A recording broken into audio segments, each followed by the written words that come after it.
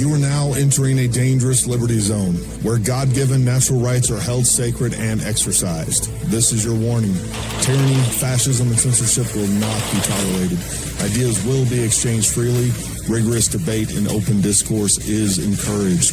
If you are weak and your beliefs are fragile, you should leave now. Prepare yourself. We are now live on the Dangerous Liberty Podcast.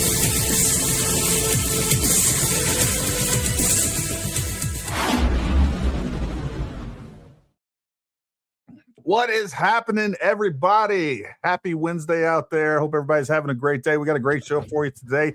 We got a lot of stuff going on in the world. We're going to try our best to keep it light tonight and just have some fun. I've been getting texts, comments, and everything else saying, like, you just got to watch tonight's Candace. I got it pulled up. We may end up doing some reaction videos over there, but I want to say hi to everybody over in the chat first. Thank you for tuning in. You guys are going to have fun tonight. We got two great guests tonight, and it's going to be a good show. Make sure you like, subscribe, share, all those things. Oh, also, if you want to become a member and you want to support the channel, down in the description below is a link where you can become a member. We're going to have some fun tonight, and we are going to include you toward the end. We will prioritize super chats, but I will try to get to as many live comments as possible. But without further ado, I'm going to go ahead and bring on Arty Trolls and Eydie Lowe. Welcome to the show. Hello. Thank you for coming on. Hey, everyone. So good to be here. It's great to have you. So first of all, I ran into Arty just in the slums of X, just where we normally hang out, just going around there. I loved a lot of his great comments, a lot of his great takes. I saw that he had a YouTube channel. I checked out a little bit of his content over there, but I love finding other, YouTube creators, social media creators that, I don't know, just have common sense. Simple as that. And of course, Eydie, she's well known at this point.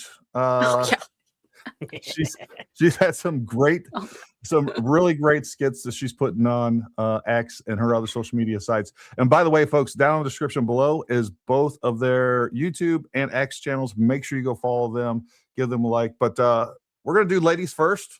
Eydie, tell us a little bit about yourself and how you got started into social media. Yeah. Okay. Well, so hi, everyone. Howdy ho there, neighbors. My name is Eydie. I live in Virginia. I'm a wife and a dog mom. A wife to my David, my greatest reward on this earth. I'm 38 and I am a costumer. So if you go to my channel, you will see that I'm exposing darkness in costume. So the Lord delivered me on November 1st of 2020. That's the day that I was saved, and he radically changed my life. And so I'm always wanting to talk about Jesus and really expose the darkness that's in our culture. So I think culture is downstream of religion, and I think Jesus is the way, the truth, and the life. I just love speaking about him, and I love talking about what's going on in culture and tying it back to scripture. And I also like to dress up in costumes and have fun. I think life is just better in a costume. My husband's like, what is happening here? Why are you, Belle, talking about Jesus? I don't get it, but okay. And so I got started on social media. Before I was saved, I wanted to be a body positive influencer. Goodness, guys, I almost went woke. Like, there was a time that I almost went woke and the Lord saved me. So that's what I was doing with my socials. And then after God saved me, I just wanted to dedicate my time to doing videos like I've been doing. And Jason Whitaker, I love that man. He literally just invited me on his show one day, gave me a shout out, like tripled my subscribers. So I'm so blessed and thankful for him. And now it's just like, I can't believe that I'm here on this show. So I attribute a lot of my success with my teeny tiny channel to Jay Wet, the Jay Wet podcast. Well, no, you deserve some. You definitely deserve some success. I think you're putting out better content than a lot of people out there. It's hilarious. It's a lot of fun to watch. Thank you. So again, everybody over in the chat that are now and in the future, make sure you guys go follow both of these great content creators. And Arty, tell us a little bit about you, buddy.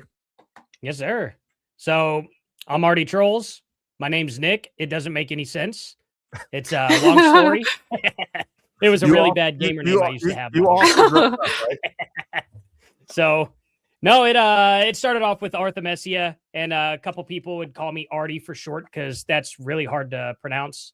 It was just kind of a gamer tag I had. I started off here playing some video games and just doing music, and noticed woke absolutely infiltrating all of it back in about 2016. Made a couple videos about it, some, started getting traction and just kind of never really stopped. So just kind of snowballed from there for the most part. That's awesome. So, I think kind of how all of us met and came across each other was, we've been hitting Candace pretty hard. And so like Eydie, what was you're a reformed cultist. So you used to be on the Candace train. And I'll say this, Yes. not recently, but I've always kind of followed Candace in the periphery. I always had, positive thoughts and feelings about her. I thought she was great. Thought she was great for the conservative movement. And then I start seeing what she's doing with the entire Charlie Kirk thing, and I was like, can't stay quiet on this. So tell us your story about that. Well, let me just say there's help for you out there. Candies, 800-555. Save yourself. I don't know. So I found Candace after my born again salvation date, November 1st. I found like the Daily Wire and Candace, and I loved everything about her. If you look back on my channel, I even reshared it recently. It's called The Deception Confession. I Was a Candy. It's like a night and day difference, me talking about her. I said, I love the way she talks. She always brings receipts. I love everything about her, her skin, her beautiful teeth. Like I was just like singing her praises. And I started squinting when October 7th happened. And I was unpleased with her reaction, but I thought, maybe she's just working through things. And then it was just a domino effect. I was hearing things left and right. I'm like, she's purporting to be a Christian and she's saying things that are completely antithetical to scripture. And just aside from being antithetical to scripture, she's speaking with such hate and disdain towards an entire group of our human race. So that was the first thing. I was like squinting, but I was trying to give her passes because my love was deep for this person. It's like never meet your heroes. When the mask came down, it was hurtful to me. And I was like, oh my goodness, no, Candace, please come back. And I was like, no, pass. Then when this happened with Charlie, because I stopped following her for a moment. So I wasn't there for the Brigitte Macron saga, whatnot.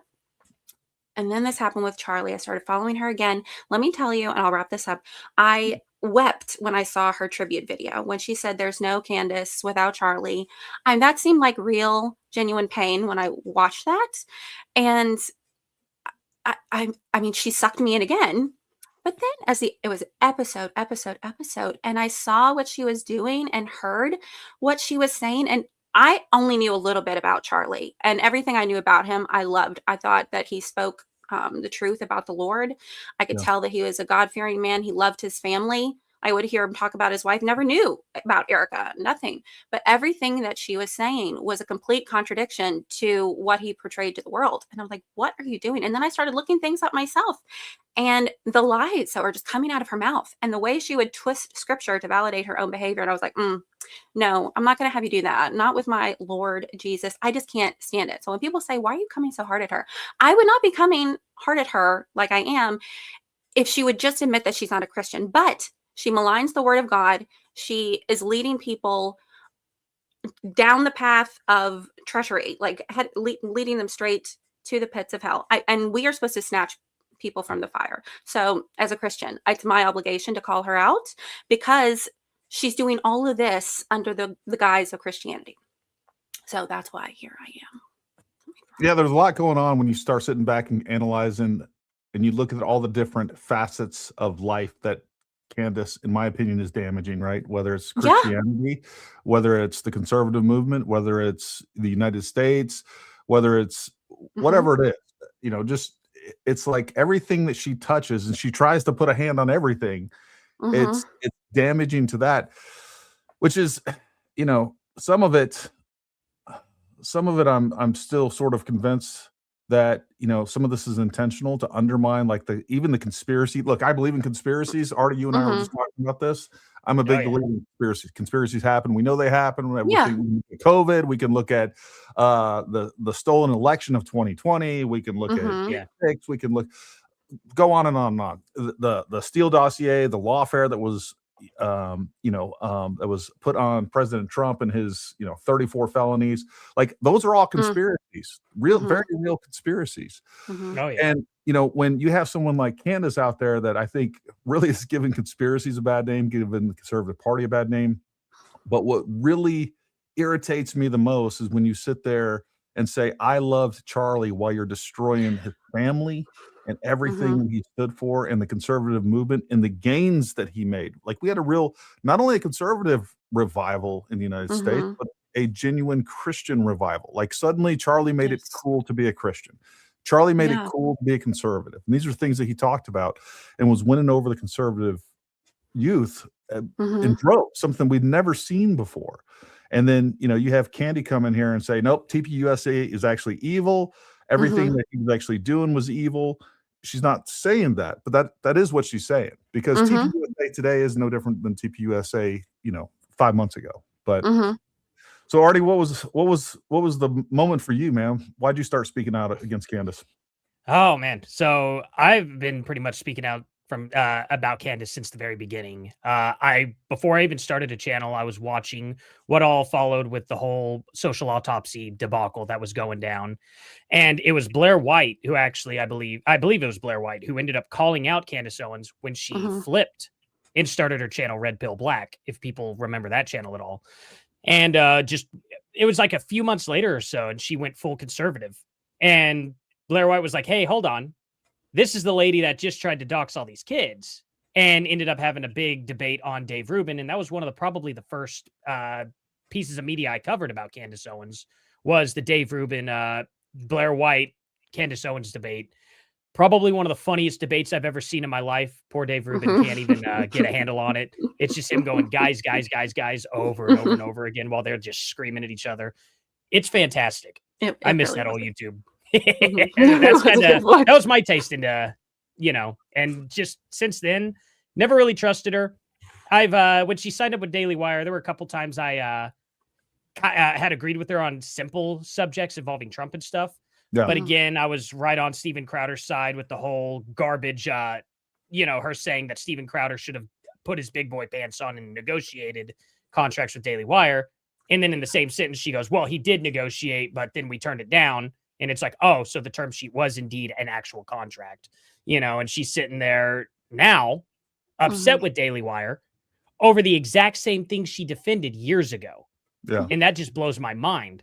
It's fantastic to watch how quick she flips on a dime on the exact same issue. So I've just been pretty much noticing that since the beginning. Yeah, no, she definitely, like, everything that she's ever spoken out against, like, she's become. She now embodies those exact things. And the more I thought about it over the last couple of months, the more I realized, like, all the things that I liked about her, they weren't anything original. She never said an original express an original political thought. These were all things that were already being said. And a lot of people know, even Jason Witt, he talks about, I think she was always a leftist. I still don't buy that. I just don't think she's principled. I think she's a salesman and, gets out there and she's just tofu. Like, whatever's going to make her money at the time. There's no principles behind it. There's no real education or understanding about what she's talking about, the politics that she's involved in. She's in front of a camera like, hey, if I say this, people like me, I'm going to get views and I'm going to get money. And that's what I'm going to say. And now she no longer has to be a salesman for somebody else's product. She now has her own show and she's just going with her own sales pitch of what she's selling. And I can't, there's nothing there that is conservative that I've ever seen in the last few months. And then on top of that, it's not quite liberal either. I think part of that is her trying to straddle the fence to not lose the conservative views. But I think you can go through her chat and it's like, you can see what people are saying. Like, I've always hated Donald Trump. I always knew MAGA was wrong. I always, this, that. Like, there's a huge crossover with liberals onto her show. And again, Mm-hmm. what she's saying is indistinguishable from, and her goals are indistinguishable from what the leftists in this country want as well. Mm-hmm. Absolutely. She's a it's a lunatic. brilliant tactic. It really is. Like she's doing, and now we see, you were talking about, Eydie, you were talking about how you were sad. You were kind of going through this, I don't know. Grief. It was grief. Grief, It was whatever denial. it was. Denial, all of those things, right? I felt the same thing with Tucker Carlson. Like, I love Tucker. I listened to 2 podcasts religiously, and that is the Joe Rogan Experience and Tucker Carlson. I listened to those almost nonstop. And then suddenly, like 3 months ago, I was like, this doesn't sound, this is the opposite of what Tucker was saying a year ago. Like, I don't know what's going on here. And it's just progressed. And the next thing you know, once he's backing Candace, I'm like, no, I'm out of here. And we kind of see that going on with Megyn Kelly. And I'm not sure exactly what's going on with her, but. That woman. Yeah, I'm not sure about that one. She's, I don't know, just kind of passing off whatever Candace claims without any evidence. And it's like, well, Charlie was definitely like, thinking about leaving Israel and all that stuff. And it's like, there's only one text message that could even remotely prove anything. And the fun fact about both sides of that text messages, or of that text message in general, both are cut off from the top and the bottom. And it's like, that's the needed context. What happens if all that gets released? That could change everything. I'm not going to hitch my horse to a partial text. That doesn't make sense. Well, Josh Hammer released, or he posted, he was like, against my better judgment, I don't like to reveal personal text messages, but he showed like the last portion of that text thread where Charlie was, after they had the conference call or Zoom or whatever. And he said, thanks, great chat tonight, guys. Thank you so much for these talking points. Like Josh Hammer posted, and Candace is trying to say that those are fake or they're missing context. Of course. So they're missing context when more are added. That makes sense. Right. But she still thinks that, guys, she still thinks that it was like in those messages, Charlie really wanted to bring her back when she was the butt of that statement. Right. When he said they don't want me to invite Tucker. Well, I'm thinking of inviting Candace because Candace, you're worse than Tucker. But she still thinks like he wanted to bring me back. He wanted to bring me back to make me CEO. That is what's going on. She's living in a state of delusion. Like, girl, I thought you were like a gifted child, drinking fluoride and all these things. And you can astral project, but you don't understand that this text is making fun of you, idiot. I'm so sorry. What do you guys make of the, speaking of denial, what do you guys make of her followers? Like, there is just no,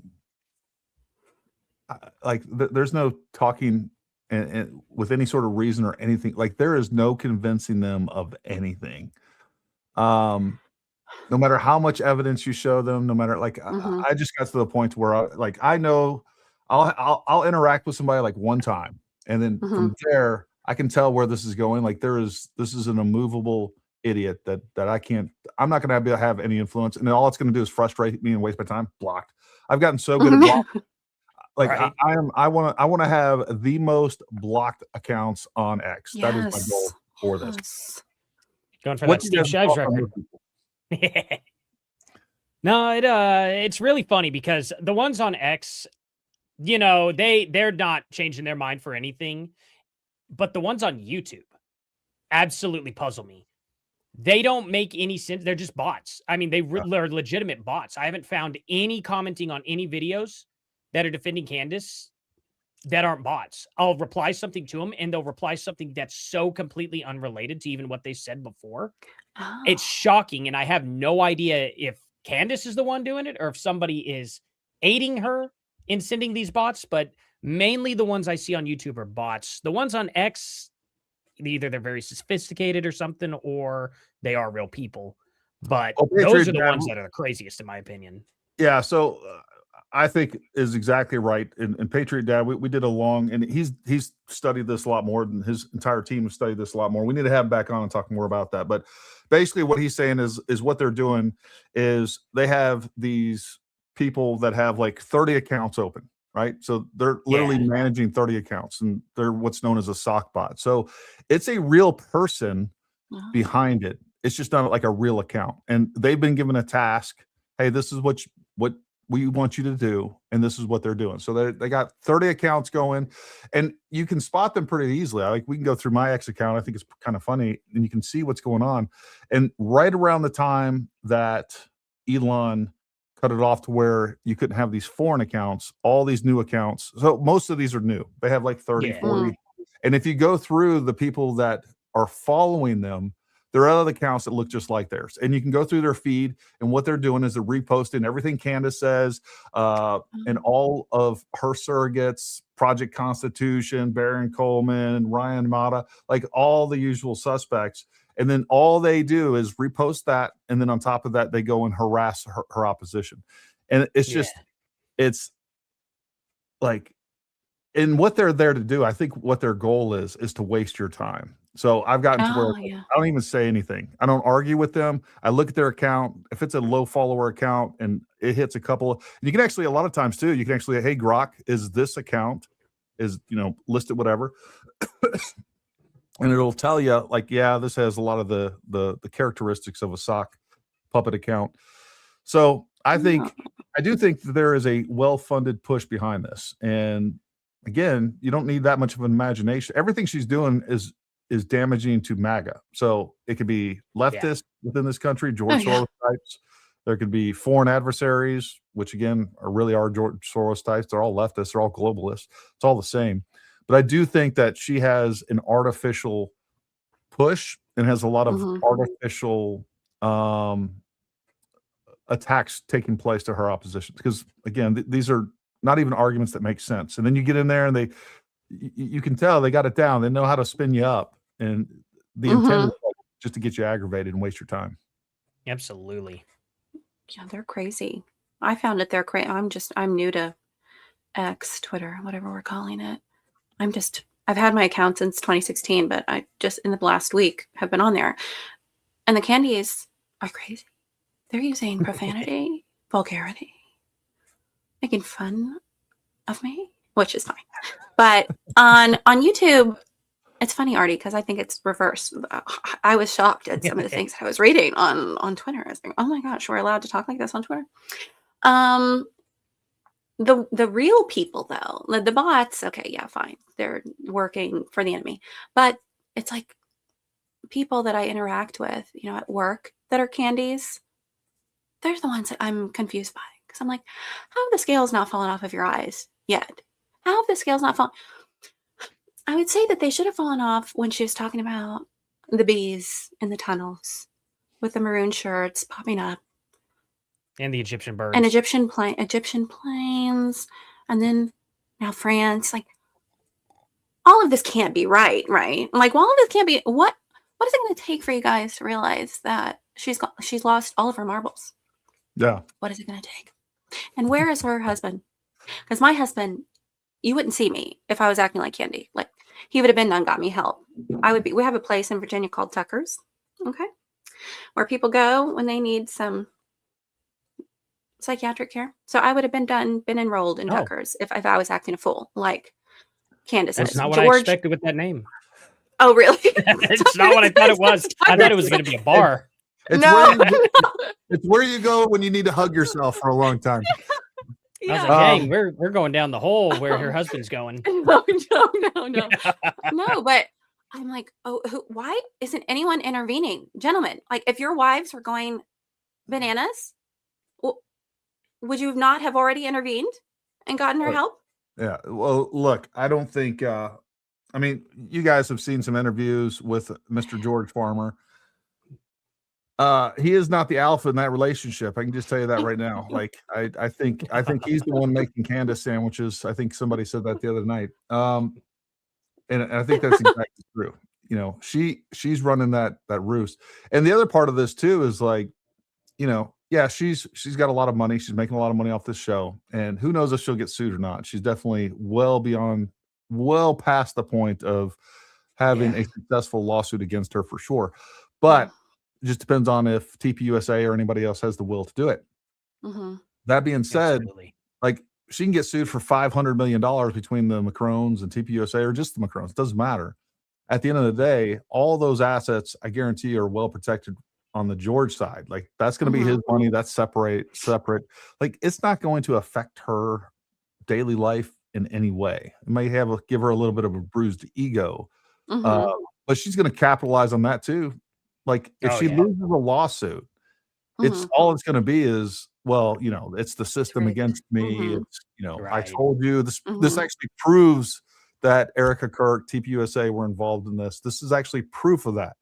Exactly. And, that's how she's going to spin it. And then, her clapping seals of an audience are going to be like, oh, that's exactly right. Oh, right. Oh my God. 100%. Crazy. So I don't know. I don't know if there's a real way out of this other than people just continuing to call her out. And to some extent, like shaming people when you're sitting by and you have this grieving widow, and the way that they're attacking her now, they're trying to go with this trope that she was a pedophile, that she was talking to this 15-year-old girl when she was 25. We get to get into that a little bit, but even that, like, there's no evidence of what's going on there. I don't even know if that's her phone. I don't know whose phone that is. Did they send you any metadata to confirm that? They didn't send me any metadata. No, I haven't gotten any meta. But apparently the girl said that she found nothing weird about it anyway. She was like, I was talking with Erica at the time. And apparently, according to whoever the guy was that was putting her information out there anyway. Now, I haven't been able to confirm that. But apparently, and well, he also said that he can't get a hold of her anymore because of obviously how that blew up. And she's getting a lot of messages from many other people now. So I bet she's just turned everything off. But she was like, yeah, I never found it to be weird, according to the person who was in contact with her. I don't know anything else about it. And hopefully she comes forward maybe, but I guess we'll have to see. You said that she was in... Oh, I'm so sorry. No, go ahead.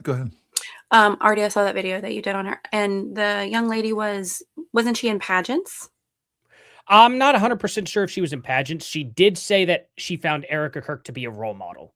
And she said that on her Instagram account, on the picture that Erica commented on.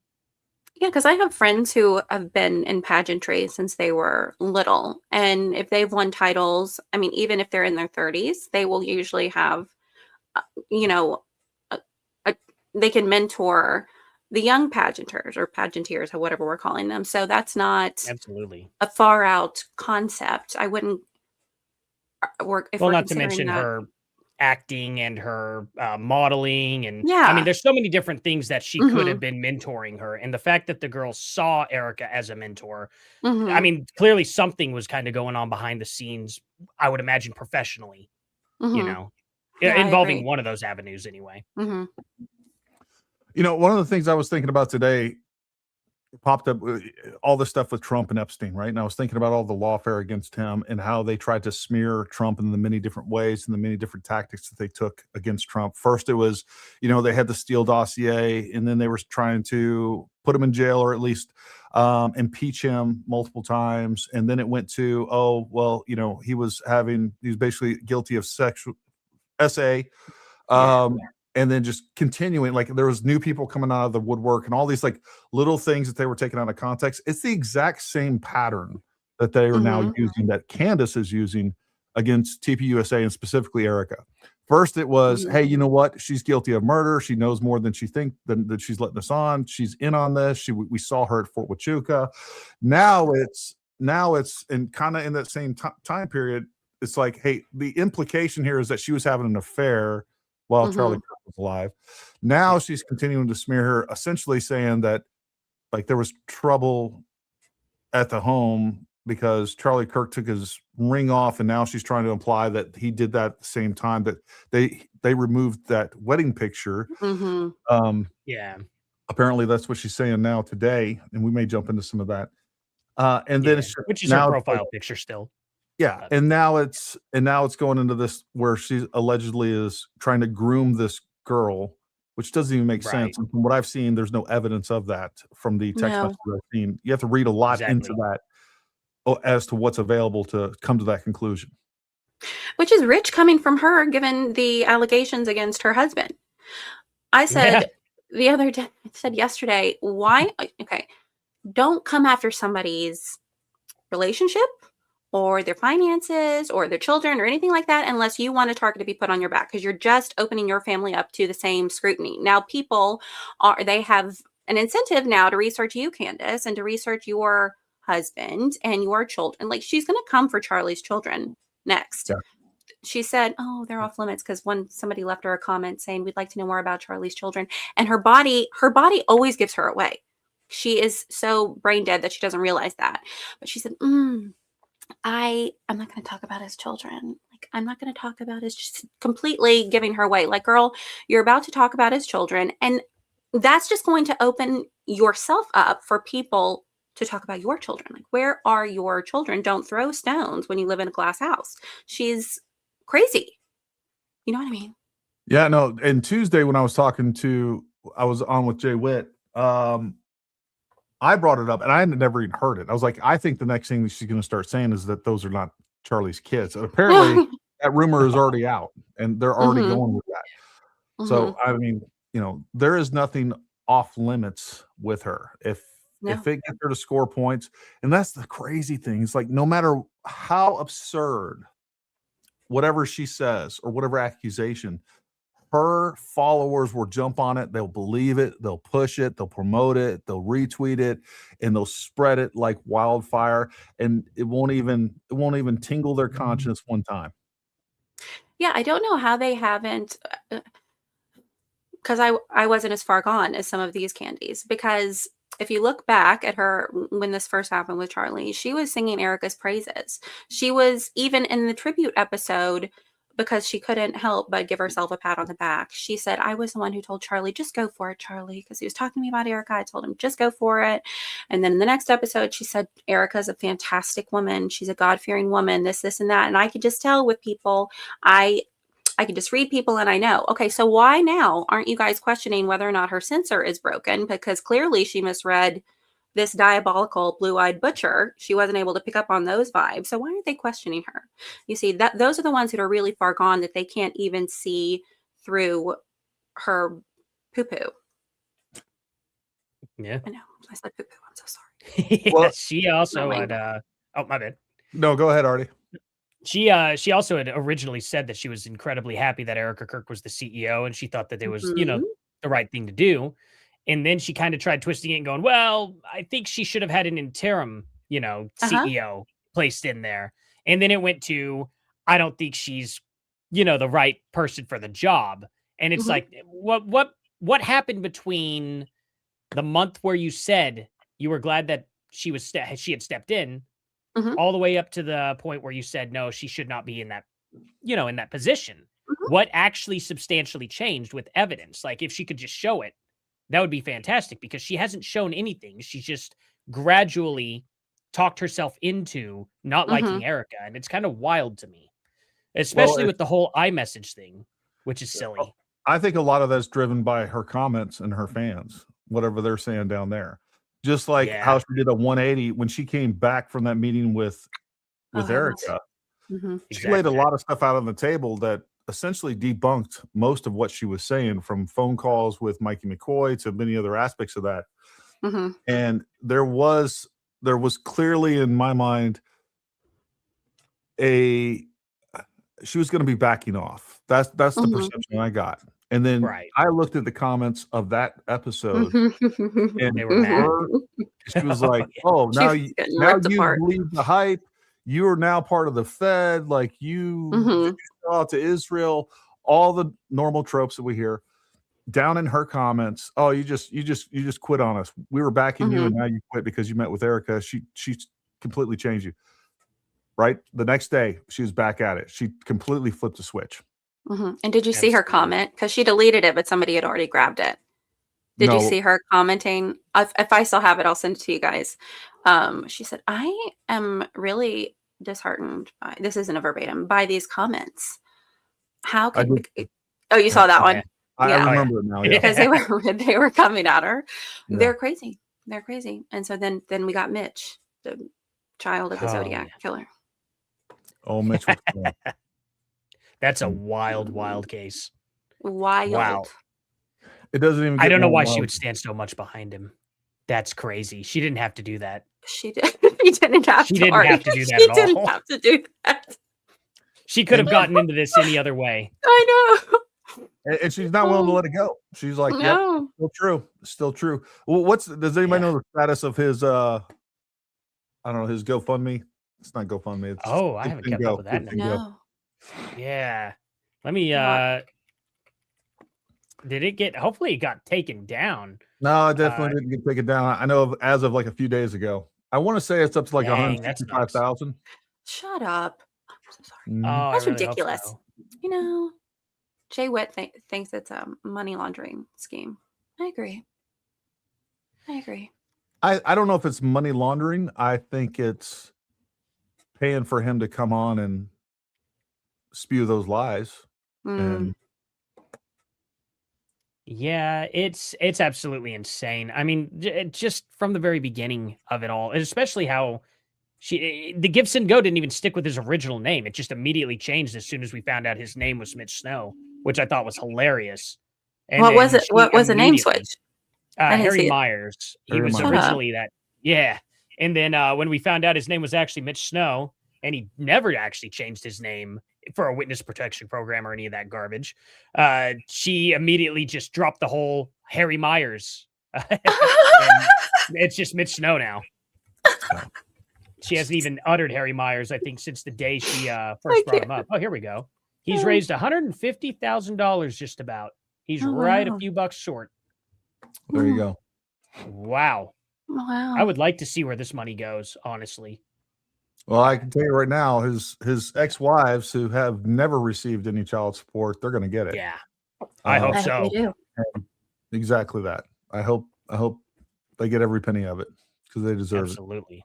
Just to have Absolutely. someone on and say, I saw a picture of a girl in a ponytail, and you don't forget those eyes. And that you can pick out Brian Harpole and remember him 3 weeks later.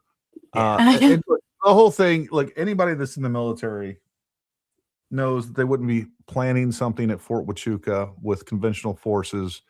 It is the dumbest. I don't even have words for it. It's so dumb. Like the idea that conventional forces and a bunch of lieutenant colonels would risk their careers, that is completely illegal, obviously. And it definitely wouldn't happen at Fort Huachuca, where that entire task force is Task Force Southern Border is their job. Their mission is to aid and assist with Border Patrol operations. That's what they do. And it's a bunch of conventional forces down there doing that. And the idea that Mitch Snow would just happen to stumble in on, and that's the other crazy part of it, is like there's no claim to that. Exactly. The claim, he walked in and there's some lieutenant colonels in there, which is really weird to him, which is also like clearly he's never been to a joint task force, because that's all there is a bunch of lieutenant colonels, and usually a couple generals walking around. So well, maybe it was confusing for him when he went into the gift shop portion of the museum there. And he saw some people standing there and he goes, oh, I get that was pointed out to me by somebody, and I ended up looking it up. Apparently there's an entire public side to Fort Huachuca too that you can actually just walk into. There's a museum, places like that. And I'm like, yeah, I don't think it would be too weird to see people there then. But I guess that part kind of slipped through the cracks. That part wasn't important, Arty. So That part wasn't important. well, it would. Focus on. Well, I don't know. It's wild to say the least. Well, I don't even know if he was there, to be honest. That's the funny thing. That's not even been I've always corroborated. said that. I think he was there. I do think he was there, and I do think he got detained, and he probably did walk into the Joint Task Force headquarters, but that doesn't mean anything. I use the analogy all the time. I can go outside, take a picture of me in the woods, and then come back in here and tell you, hey, I saw Bigfoot, and look, here's the picture of me in the woods. I know. Bigfoot. Like, exactly. That's the level of logic that we're dealing with, and that's what they're willing to accept. That's all that matters, is that he was there. And this goes back to every material claim that she's ever made. What evidence do we have that the French was involved, the French Foreign Legion was involved in Charlie Kirk assassination? Zero. We have Pierre. We have Pierre. We do have Pierre. Pierre. People were wearing a lot of maroon that day. What evidence do we have that Israel was involved at all? What? None. What evidence do we have that the National Guard, as she originally said, or that the U.S. military was involved whatsoever? We have none. Oh my gosh, no evidence. What evidence do we have that Egyptian planes were actually following TPUSA. And I love the fact that the original format they're going with is that, hey, they're following them based on a plus or minus 3-day overlap and a plus or minus 50-mile overlap. So these planes, Erica Kirk's planes, lands in 3 days later, another Egyptian plane lands 50 miles away. And now we're saying, hey, they're definitely following Erica Kirk or TPUSA, whatever else. I mean, you got to be an idiot to believe any of this stuff. And that was the thing I think at the beginning for me was like, look, I'm going to keep everything directed at Candace. And at the time, I think that was appropriate. But now at this point, when it's her idiot followers pushing this stuff and causing as much harm as, like, it's time to, like, hey, you know what? No, number one, you believe lies. You have abandoned logic and common sense, and you are the problem. And you are immoral. You're just as evil as she is. And I don't know why. I don't know what has sucked you into this. But I think it goes back to what you were saying at the beginning of this, Arty, before we went live. You know, we were talking a little bit about this, and that is, you know, these people are starting out with some sort of preconceived notion and then trying to fill in the blanks to make that preconceived notion true. Exactly. And like I said, I mean, I'm not even against the whole idea of what Candace could be talking about if she would just show some evidence, you know, even a little bit. It's like, hey, you could probably pull me over. It's the fact that I'm not willing to be stubborn and stay in my ways if evidence is presented. And the fact that I see so many people who are like, but she always shows receipts. And I'm like, well, can you show me any, where is she showing receipts? You know, she's talking about now the iMessage was not a Telegram message of Charlie apparently saying that he was going to be ended. And she's like, well, Erica lied to my face. It turned out it was an iMessage. And I'm like, based on what? Based on a guy that sent you a tip? You were right there in front of Erica face to face when you accepted that it was apparently a Telegram message somewhere. And he didn't even specify who. And we know for sure, look at what's going on in this country. And not even this country, just look at Canada. They just had a dose of their own version of a Trantifa guy. And it's like, yeah, I can understand why Charlie would be freaked out by that. Where's he going? Oh, he's going to a college campus? Oh, well, who hangs out there? It's definitely not Israel. I don't think Egypt hangs out there, but I do know that there's a lot of leftists, a ton of them, who absolutely hate his guts. And we didn't have a single Israeli the days prior predict Charlie's death, but we did have multiple transvestites. You know, go politically correct there. Wait, and is that Charlie politically correct there, or is that a slur? You know, I don't know. I don't even know anymore. I don't know. You can't really say anything anymore. Right. Everything's wrong. But Charlie, many times, and Candace, it's so embarrassing that you can just prove her wrong with her own words or call her out using her own words, because she said, Charlie told me many a time that he was going to die soon and he was going to die this way many times. And now he's coming to her in dreams, telling her many times. And Charlie said many times that the left was going to kill him. Yeah. And there are so many videos of him speaking on these college campuses and people coming up to him, being physical with him, throwing, water on him, ripping the hat off of his head. I mean, hello, I don't know why it's so far-fetched to believe the Tyler Robinson narrative. Now, I'm not saying that there can't be other things that went on behind the scenes. Obviously, there can be. But for her to she doesn't think Tyler had anything to do with it at all. No, he wasn't even there. I do think, to set the record straight, I do think that recently in a podcast, not hers, it may have been, what's that black guy? Anyways, he said something to the effect of, was it the Officer Tatum? Brandon Tatum? No, Gaines. Oh, yeah. Myron Gaines. Myron Gaines. There you go. Yeah. Myron Gaines. I think she said something to the effect of, he could have been involved and he could have been part of it, but he was never at UVU campus. I mean, look, I am so tired of like these different, for instance, Occam's razor being used incorrectly. Like Occam's razor, if we want to apply Occam's razor, it was Tyler Robinson. Like he was 3.5 hours away from his house.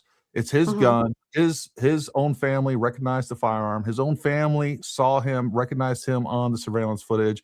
We have Mhm. DNA on the gun, DNA on the trigger, DNA on the spent cartridge, DNA on the unspent cartridges. We see that the cartridges were engraved. We find engraving equipment at his house. We find targets that he was practicing on that were shot in his house, unused targets. We have him confessing across multiple platforms. We have him confessing in the text messages. They have GPS location from his Oh, cell phone that is going to put him directly on top of that roof in the exact shooting spot.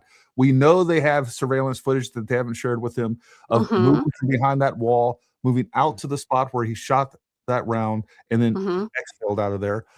Like, and Mhm. that's the thing that really irritates me about Candace is all the little things that she does to obfuscate, to Yeah. confuse people and to cause chaos. Like like Mhm. so ridiculous. He had to scale the walls like Spider-Man. Yeah, exactly. All of these Like they didn't have a staircase. exaggerations trying to make what is the most plausible makes the most sense Oh, yeah. implausible. And I'm with Yeah. you, Artie. Like, dude, I'm all about this. Tell me, like, I don't care if we find out that Israel was involved in this, I'm all about it. Like, let's find Yeah. a way to prosecute them. That would be Yeah. interesting Absolutely. to see if the French were Yeah, involved. right. Let's do that.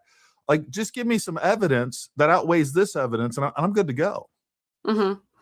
When she says, like, "Yeah, guy," just to the point where she tries to make everything seem so ridiculous, scaling the walls like Spider-Man. She's like, "Yeah, but he just happened to go to Dairy Queen after. I don't think I would kill someone and then go to Dairy Queen after. Then, honey, you need to do a bit of research." I mean, and Nicholas Cruz, in Florida, he did the mass shooting in Florida at the school. Cannot remember the name of it, but when they arrested him, he had gone to McDonald's.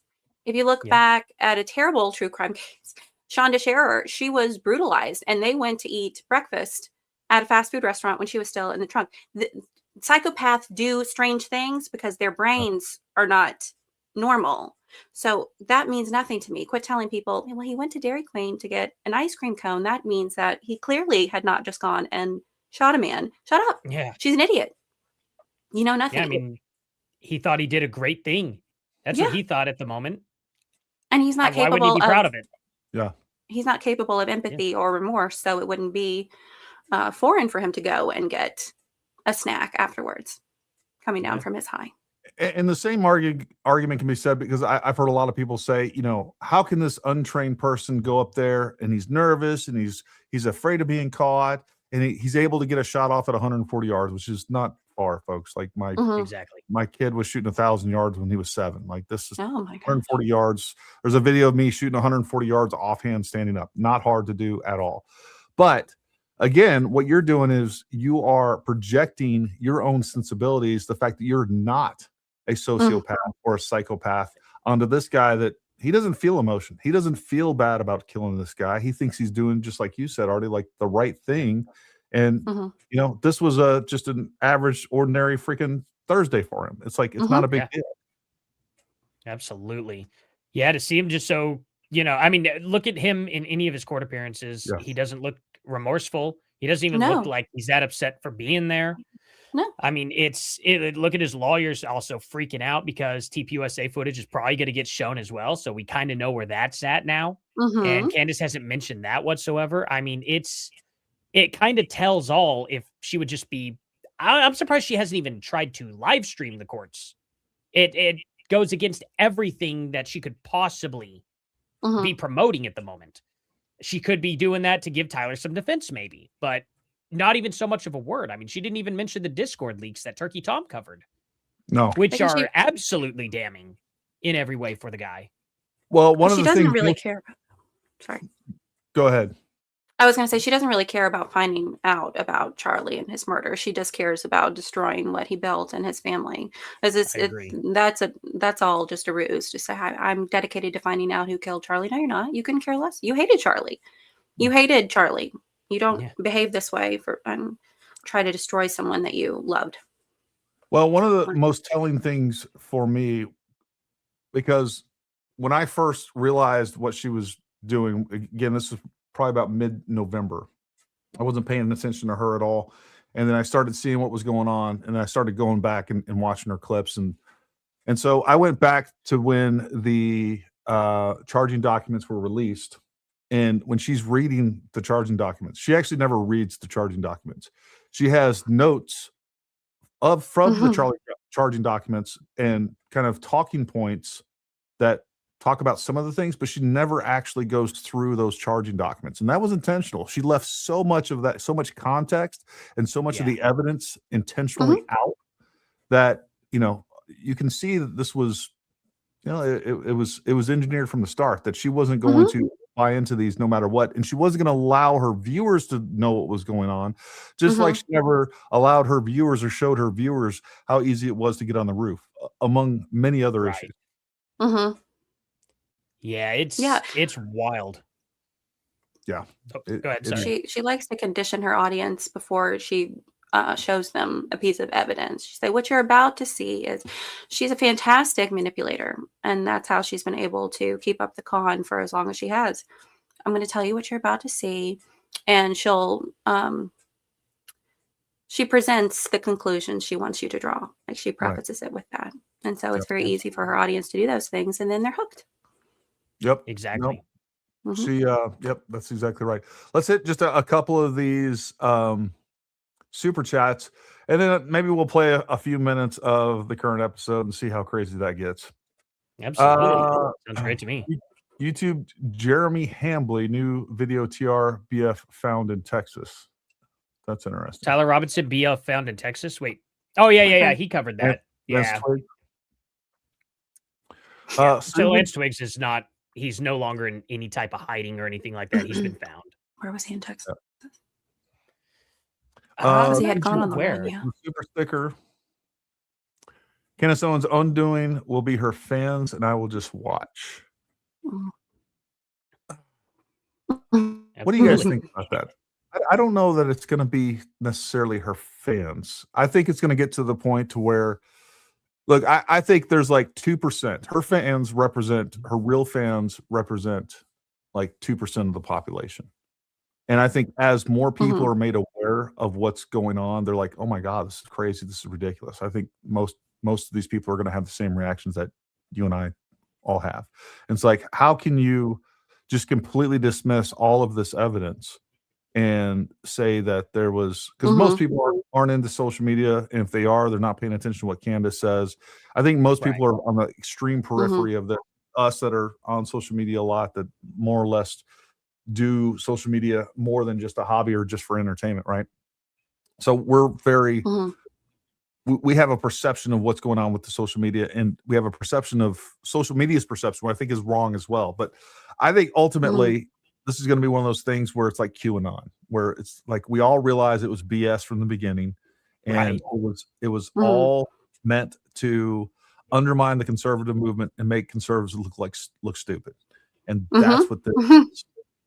And I think ultimately it's just going to fade. Like, people are just going to be made fun of all the time. Like, oh, you're a Candace cultist. Like, that's Candy follower is going to be a pejorative. I think it definitely will get to that point. But I also think she does have a sleeping beast in her comment section, essentially telling her what to do. And I kind of think that if she doesn't capitulate, they're going to start kind of devouring her a bit. I'm not sure exactly which way that's going to go yet, but it's going to be hilarious to watch one way or the other. And isn't that so sad that we're waiting for it? For her. Oh, Agreed. Candace, all of this could have been avoided. All of it could have been avoided. Yeah, she's definitely, she's stuck in a position where she has to go crazier and crazier every single time. Yeah. That's dangerous. It's what you do to get your audience. You have to keep doing to keep them. You have to keep doing to maintain the audience. That's all right. Candace Owens claimed tonight Charlie's marriage was on the rocks, and Eric, see, here we go. And him were fighting the night before he was killed, and that's why Gigi woke up. See, I'm so sorry. That's what I told you guys before we started. That just is, if ever an uppercut was warranted, she deserves a high five in the face with a chair. This woman. How dare you? So sorry. We got Jay Witt in the chat. Thanks, Jay Witt. Hey. How are three of my faves all in one place? Let's make a party. And that guy's awesome. I love We it. love Jay Witt. Absolutely. Genetic Caribbean, been on the channel before. Gary, you won't believe it, but 3 Armenian women in Glendale got mad at me for speaking against Candace. One even refused to watch a video of her saying bunnies are satanic. It's a cult. God help us. That bunnies are satanic, Have you but guys I did watched a that skit video? on that. No, I made a skit with it. Yeah, Oh, that's awesome. it's That's funny. fantastic. Yeah. Okay, Arty and Eydie, you will be judged. Peanut butter on French toast, yes or no? Oh man. That sounds good. So I'm all for the toppings on anything. You know what I mean? I could put peanut butter on French toast. If we That's make not the it weirdest place peanut butter's been. I can guarantee you that. a peanut No, butter it's- sauce. It's far from the weirdest place to put it in. No, let's melt it a little and then we can drizzle it on there. I'm all for that. Absolutely. I love peanut butter. You know I'm what? hungry. I'm gonna try to commit to this. So, oh, by the way, folks, tomorrow on our YouTube channel, we're going to have at 8 p.m. Eastern time. We are going to have Ashton Forbes, and we're going to talk about all things UFOs, UAPs, MH370. Ashton's an interesting guy, and we're going to have fun with that. We're going to go put our tinfoil hats on and go down the conspiracy theory rabbit holes to the moon and back. So That sounds sick. make sure you guys Heck put us yeah. tomorrow at 8 p.m. Eastern time. And we got CJ Carenti gifted 10 Paramount Tactical memberships. Thank you, CJ. You're the best. Thanks for supporting the channel. And folks, if you want to make sure you like, subscribe, throw a comment down, that helps. Once this video is done, once this live stream is done, come back, like the video, share our content. That really helps us out. And most importantly, go over to Arty Troll's channel, go over to Eydie's channel, and make sure you subscribe to them as well. And just go through all their videos, like, comment, and share them. And let's get them put on the map the way that they deserve to. All right. Thank you. Thank you. Let's go ahead and throw on the Queen of Lies. And let me get rid of that real quick. All right. I wonder what she's wearing today, guys. Looks like the same thing she was wearing the other day, or a very similar blouse there. Anyways, Oh, I'll play take this. it. 3 days in a row. Crazy. All right. All right, you guys, straight to jail for questioning at least Erica. I don't care who's mad. I really do not care who wants to be upset after this episode. Really, you'll be wasting your breath. You can spend $1 billion on influencers because this is all becoming increasingly inexplicable. You are asking me to be an idiot, actually, and I cannot do that for you. Someone once commented beneath this show that if the situations were reversed and there were this many verifiable lies that Charlie told regarding the murder or assassination of his wife, Charlie would be in prison awaiting trial. Fix that. And I actually agree with that assessment. We are waiting. That's why her outfit looks the exact same. Hold on. Yeah. I was wondering. I was like, holy crap. Let me see. She's too rich to be doing that. Arty, do you not see the awful things that she recycles? Her clothes. And boys, the cloud sweater that was reminiscent of Mario Level 5 Super Nintendo, the cloud one, $5,000 cashmere sweater, $5,000. Wow, that's Please. crazy. That's more expensive than any guitar I have in this room. That's crazy. Wow. And yet she wants to hit her subscribers up for money to pay her legal fees now. That's why I tell people when they come for me in the comments, I'm like, please don't give this woman your money. I love you, please. Please For don't give this woman your money. $5,000 sweater. $5,000 She definitely sweater. hit a lot harder than probably most to awful get that. Tweed jacket that she wears all the time. It's like $7,000. Okay, guys. That's crazy. Paying a lot, That's some wild paying a lot stuff. to look ugly. That's a lot of guitar money to just be Oh. thrown out. All right. Today's episode is titled "Who Removed Charlie's Wedding Photo and Why?" Well, we all know why, because whoever did it killed Charlie. Clearly, Exactly. that's She couldn't just want it back home. no, Definitely or not. just put it in a different spot. Oh, heavens to Betsy. What is Yeah. this outfit? Guys, I Candace? actually think it's appropriate to bring Kid Rock back, bring him on the stage right now because I loved his song with Sheryl Crow. It was a big hit. You know, I put your picture away. Girl. That one, Oh, very relevant today don't do that. because what's trending all over the internet right now is Picturegate. Who put that picture away? That's what they want to know. It refers to a picture of Erica and Charlie on their wedding day, which Charlie had in his home office, that suddenly went missing after his death. And I will tell you why the internet is on fire about that. Also, they did just go ahead and fire Carrie Prejean for standing up for Catholics down in Texas, Catholics and sensible people, because she refuses to worship Israel, which Catholics cannot do and moral people should not do. It's crazy, but ethno-supremacy does in fact go against the teaching of the church. Welcome back to Candace. You're so stupid. Yeah. Ethno-supremacy. Hey, Laura, welcome to the Candace podcast. It sounds like you might be new here. What we've been doing these past 5 months is trying to figure out who killed Charlie Kirk. And while we have definitively uncovered a lot, that process has been somewhat delayed and complicated by the fact that we don't have access to Charlie's phone, Erica's phone, Dan Flood's phone, Mikey McCoy's phone logs, Frank Turek's phone. Were we actually granted by the power of the courts the right to subpoena all that information? I suspect we would have maybe solved this thing.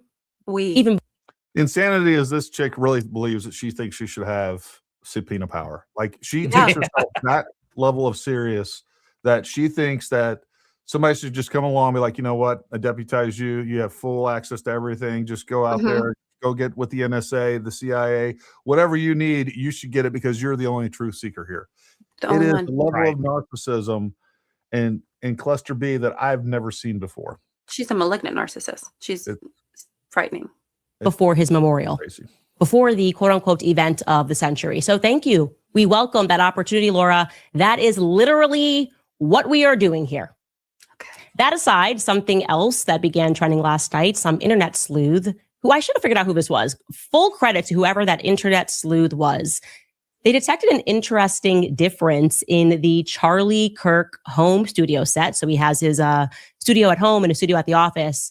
And at his home studio set, he has a wedding picture. And I'm going to explain to you why this wedding picture suddenly matters.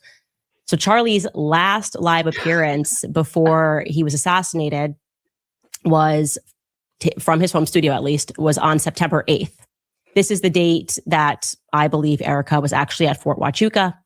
Well, despite having just arrived on a flight back from Tokyo shortly before midnight on the 7th, Charlie Kirk was awake and he did 1 hour of the Charlie Kirk show on the 8th from his studio, where he recapped what he loved about Korea and Tokyo.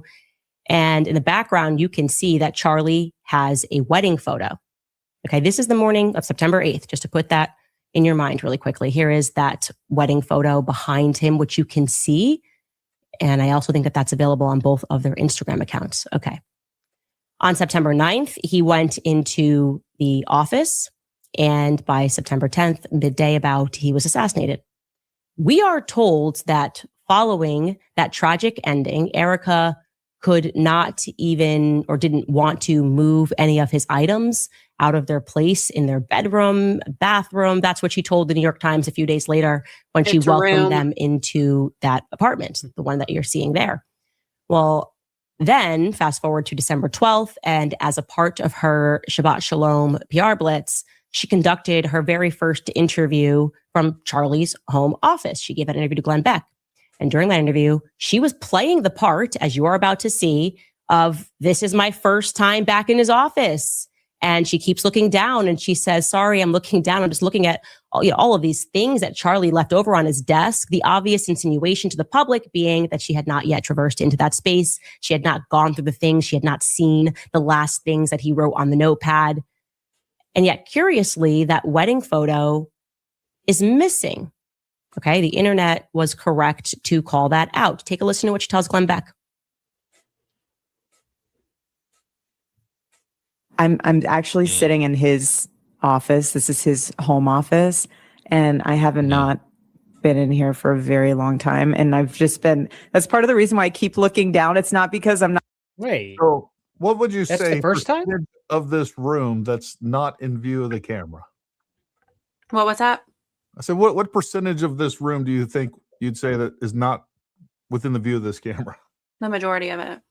Oh, yeah. She could be holding the picture. The picture could have been buried with Charlie. She could have taken it down because it was too painful to see. If this were my David, you wouldn't see one photo of him in this house. I wouldn't be able to look at it because it would hurt me. So that's what I have to say about that. Or she could have walked in and saw it and grabbed it off the shelf, and maybe she has it sitting in front of her. We don't know where it's at. Exactly. You know, Yeah. I will tell you, folks, if you don't know, Newsweek did put out an article, and I'm just reading it right here. I have it pulled up. A Turning Point USA spokesperson told Newsweek Erica moved it to a lower shelf when her daughter asked to see it, so she could hold it. She could hold and look at the photo. It's still on the studio shelf, just lower down where her daughter can look at it whenever she's in there with her mom. So that's there we go. Despicable. She's despicable. Well, did she you just notice wanted a low-hanging fruit. Did you notice what Candace said, though? She said that this was the first time Erica had been back into that office, and Erica did not say that. She said, it's been a very long time since I've been in here. That could mean a number of different things. If this is the very first time I've been in here seated talking into this microphone, I don't know if she had done that before or not. Maybe it's for an extended period of time. Maybe she went in there right after that happened. Maybe that's where maybe there's only one copy of that specific photo in, like, I don't know, this portion of the area. She could have grabbed it up, taken it somewhere else, not entered that room again. Who knows? That's just kind of a crazy assumption to make, but notice the language. Candace always changes the language to her favor. Well, and on top of that, they could have been going in there minutes before that to set up this interview, and her daughter's in there following along and says, hey, or, you know, she walks in there, looks around the background. She may not even have looked at the desk. It really doesn't matter. The point is like, there's lots of ways that we can say her statement is true, and she could have still moved the photo. And like, you have to be really disingenuous and you really ungenerous to sit there and pick this apart and say, oh, she was lying. This is proof that she was lying. Like, agreed. You know, like, how many times I change pictures in this house, and it doesn't mean that David and I are getting divorced. You're going to jump to that conclusion that because of the, or how often my kids grab photos right off the wall. It's unbelievable. Like no matter what you tell them, they're doing it. And it's just like, you know, I have a 5 and a 3-year-old. So right around the same age as Charlie's kids. And they do it. They do that. They will climb. I mean, you just got to be on them. Yep. And again, it's like you said, it's low hanging fruit. It's cheap. It's nasty. It's disgusting. Yeah. Nasty. Yes. That's all the things that Candace are. Not wanting to look at you. It's because like there are so many treasures in here. Like for instance, like this piece of paper, he wrote on everything. He has papers everywhere. This says, it's the priorities. It says family, children, legacy, kids number 1, versus careerism, consumerism, and loneliness. That's interesting. I don't know. I could spend hours in this at this desk, but my point is with little things like that is that he would sit here on Sundays writing, using his journal, like going through all these drawers, and he was preparing for the week ahead. Oh, this fool. I hope her microphone dies permanently. You hear her say that she had not been in there in a long time. So the internet was correct to spot that oddity. If this really is your first time in his office, the first time looking down at his desk, who moves the frame behind his head? No person in their right mind would go into the home of a grieving widow and move a photo of her and her husband from their wedding day without explicit permission. So what actually happened there? We have a couple of options. Let's go through them. Option A, which I just want to say is my favorite option always. Andrew Colvett went rogue. Andrew Colvett went rogue. He was over there. And the next thing you knew, he was fumbling and bumbling in the office. And he was like, and this wedding picture is coming with me for no reason. I might even tweet about it. He just can't help himself, Andrew Colvett. He's out of control. He's raging through Charlie's belongings. That's one of the options. Then there's an option B, which was the internet's immediate reaction. They said, Erica removed it. Why would she remove it? Erica is evil. No. Why would she do this thing? But I would like to push back on that notion. I do not accept that option at all. Definitive. I mean, she's being so generous. She's just fluffing this up for those super chats, I think. Like, what is even the point?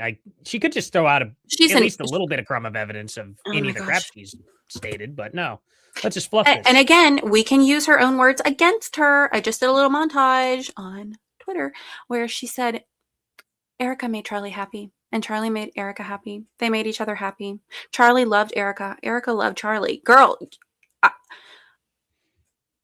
she doesn't know her show is recorded, y'all. She doesn't know that there's a camera recording her, that the internet is forever. No, and you can definitely go back and find all the things that she has later contradicted, including you can't get past the fact that every time that she puts forth a new theory of who killed Charlie Kirk, like those things are mutually exclusive from the last. When this is the key, the French assassins are the key, the French and Israelis, and now it's the military at Fort Huachuca, and the French and the Israelis weren't around at all, and that episode was going to be the explosive episode where the United States is going to have to come out and admit that the U.S. military was involved with Charlie Kirk's assassination. I haven't seen that yet. Really do not believe that is what happened, because that would be the exact opposite of the very intentional PR messaging that has come out of Turning Point USA since Charlie died. At every waking moment, even when Charlie was lying in his casket, they were ever intentional. They wanted the public to recognize that Erica was Charlie's husband. Erica's husband was gone. What? Erica and Charlie, Erica. Okay. She even intentionally used phrases like "my Charlie" in her initial speech, which was written in large part by Blake. She just short circuit? Like, what was that? She did short circuit. Yes, Arty, she did. My Charlie. Yeah. How many times in this episode have you heard me say "my David"? Yeah. She doesn't know what love is. She doesn't know.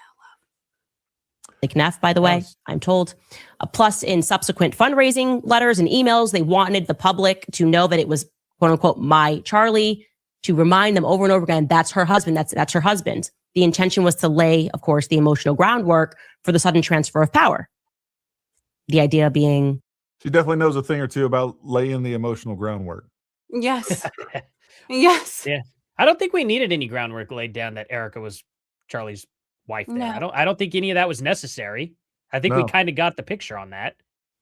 I don't know what she's talking about. That's a crazy assumption to make. Well, it's just a crazy thing to point out. Like, she was up there and talking about saying that Charlie was her husband. That's crazy. Why would she say that over and over again? God forbid if my wife ever did that. Oh man. She's actually half of Charlie, so nobody should question anything. Charlie thought she was great, and you should think she's great. Nobody should be thinking or asking a question whether or not she's qualified to be the CEO and chairman. What's my point I'm making? No, Erica is not the person that moved that picture. In fact, it would be much more likely that Stacey Sheridan would have added that picture to the background. They would have said, okay, we're in his office. What are we going to do? Oh, let's put up some stuff behind to remind people that this is her Charlie and how happy they were and how in love they were. What's it mean that she's not really only leaves us. What'd you say, Arty? I said, what's it mean that she's not doing that then? So the fact that they're not doing that? Yeah. Okay. So what is it, Candace? Get to the punchline here, baby. Us with one other option. And that option would be that Charlie himself moved the frame. And he would have had to do this on the 9th, the day before his assassination. And what would have happened thereafter is Erica simply didn't realize it. It's actually, if you think about it, a rather minor detail, and they certainly would have been completely consumed with everything that was going on. They would not have been focusing on whether or not the background matched when she first sat down at that desk in the wake of his death. Not even the internet sleuths recognized it. We've been spending hours on this and we did not recognize it until now. About 6 months on, people are going, wait, this is this is what desperation and grasping at straws looks like. Wait, but look at that. Look at the wedding picture. Do you see the wedding picture of her and George?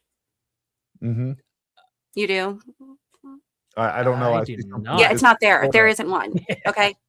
There's not one behind her. There's a picture over on the right-hand side of the screen. I don't know what that is. That's not a wedding picture. We know the wedding pictures. But where's your wedding picture, Candace?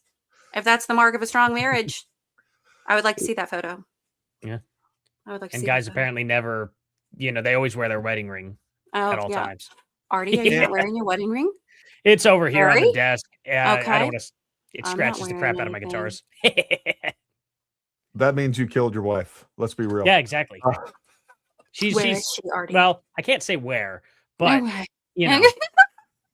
Now, if anything, I'd be the one. I'd get myself probably in a similar situation as Charlie there if anything like that happened. I'll tell you that. Yeah. Just happy wife, good life. You know what I mean? Hold on, going back real quick to this whole conversation. Eydie, you said you said that she released. I don't think I've seen this. You said that at one point, Candace released a montage of Charlie and basically saying that there was no Candace without Charlie.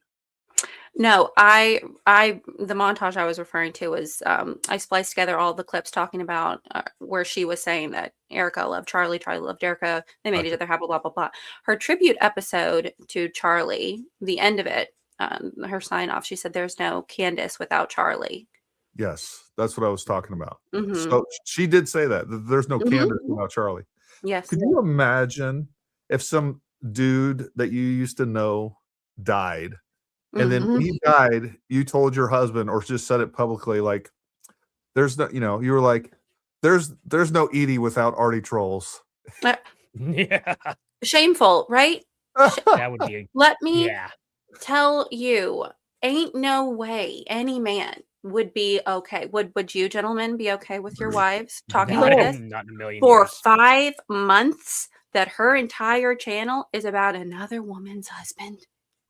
Well, George Farmer is pretty good friends with Milo, I'm pretty sure. And Well, that's You what know, I'm saying. I That's what I'm think- saying. Ain't no. Yeah.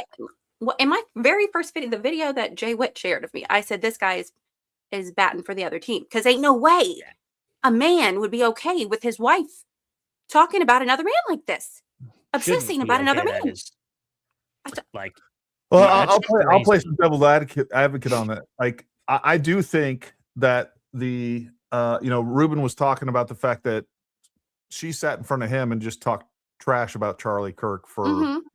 2 hours straight. Mhm. Yep. I think that is the case. I think that she and Charlie had a big falling out.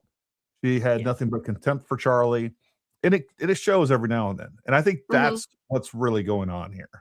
And I think here's if I was a dishonest piece of crap and my wife was a dishonest piece of crap, like I think we have going on with Candace and George, and he knew that she hated him, what was creating this narrative and creating this whole spectacle, and it was all fake, he probably wouldn't have a problem with that at all. That's Okay. I see it.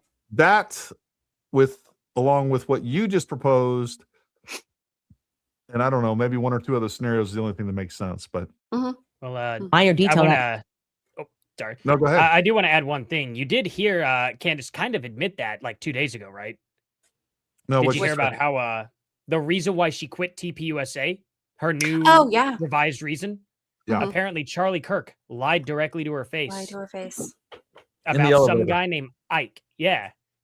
That's enough to literally turn over your entire $100,000 to $1 million position? Yeah. To burn an entire company to the ground because he had lunch with a dude without her knowing? How did That's she a know that little he had weird. lunch? How Kinda did she creepy. know that she had lunch with him, though? Exactly. That's a She's weird been one too. stalking him. Okay, continue. Sorry. Feels kind of major. So here's that is the option that I think most likely happened. It was a genuine oversight. And guess what, guys? Our toddler clues with my dog Blue are beginning to add up. Okay, let's start with that as our very first clue, which is, of course, Erica. I just want to point out that she thinks her audience is retarded. And this is the one thing that I agree with her on.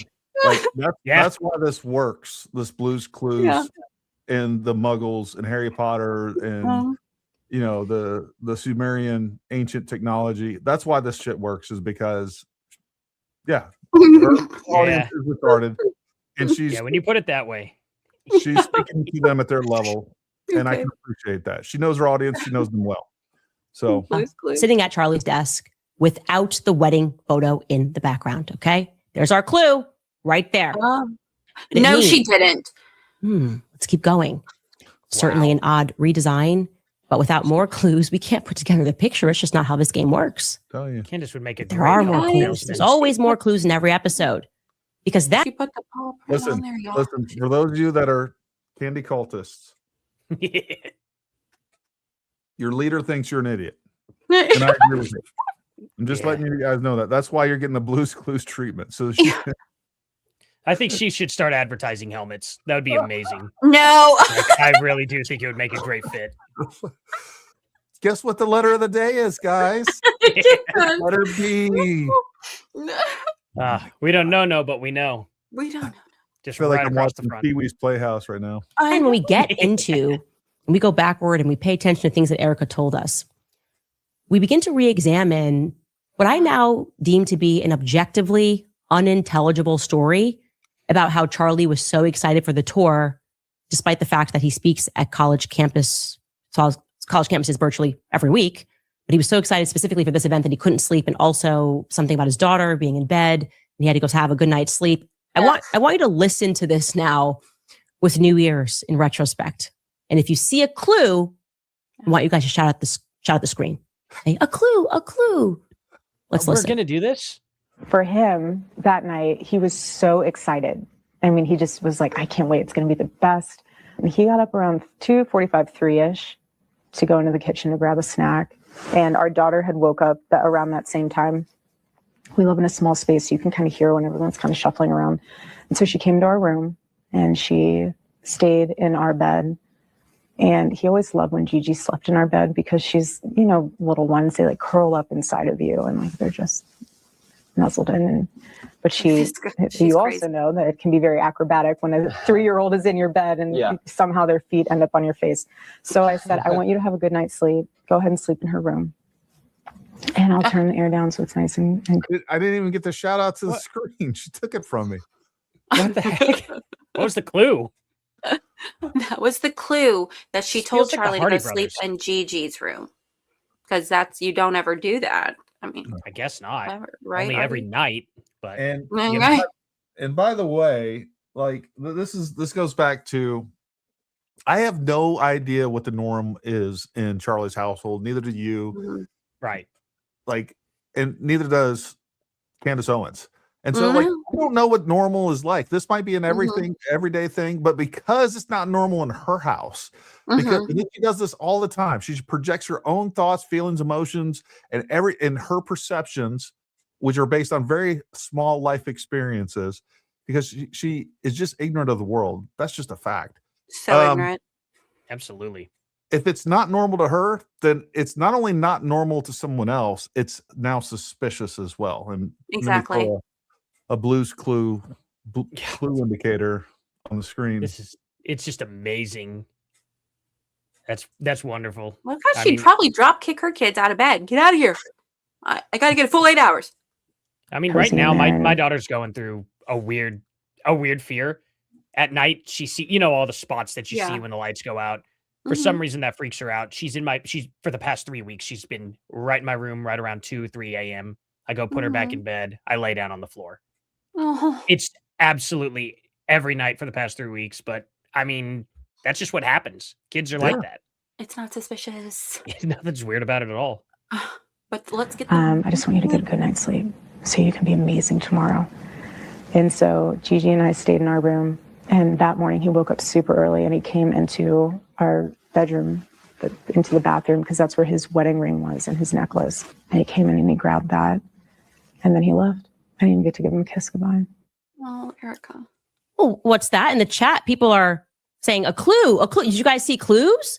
Oh, okay. Well, let me revisit that. Let me actually reiterate. Oh my God. She's a psychopath. Not to have any compassion for Erica. She's disgusting. She is so gross. To make a mockery out of this. If I were a subscriber of Candace, I would absolutely unsubscribe being talked down to like this. This is insane. With the blue paw print.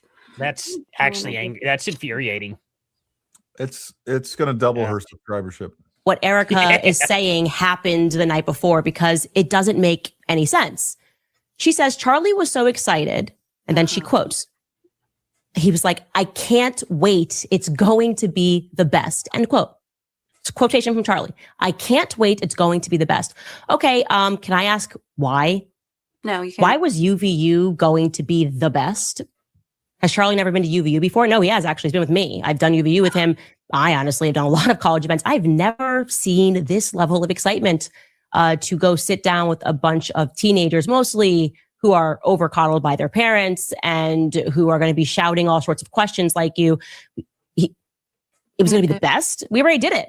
Why was it going to be better? I feel offended. I think Charlie thought it was going to be better because maybe it was the first time he'd done UVU without Candace. I mean, it definitely going to be better. I think it was the first time he had done UVU since Trump got it off. That was a big deal for Charlie. So I can see why it would be exciting for him. Sorry, Arty, I think I cut you off. Continue. No, you're good. It's just, I mean, look at what UVU was. It was the first day back on the campus tour. It was right after the heels of summer vacation. Of course, he's refreshed. He's had 3 months off. He's not, he's ready to get right back onto it. Yeah, I see every reason why he'd be excited about that and why it's going to be the best. This whole new season is now a Trump season. And then they get to build up onto the midterms. It makes absolute total sense. Like, she's not even thinking about that. Well, and you can even see the footage of him getting on the vehicle and coming out excited to throw hats out, excited to meet all the students out there. I mean, that was very obvious to me. So again, this is another issue where she's taking something very common and not only in building it up, like there's no way you could just present this and be like, here's what happened. Here's what happened. What's your assessment of it? To get her audience, her Blues Clues audience, the ones that are like practicing, trying to bite their own ear. Like, exactly.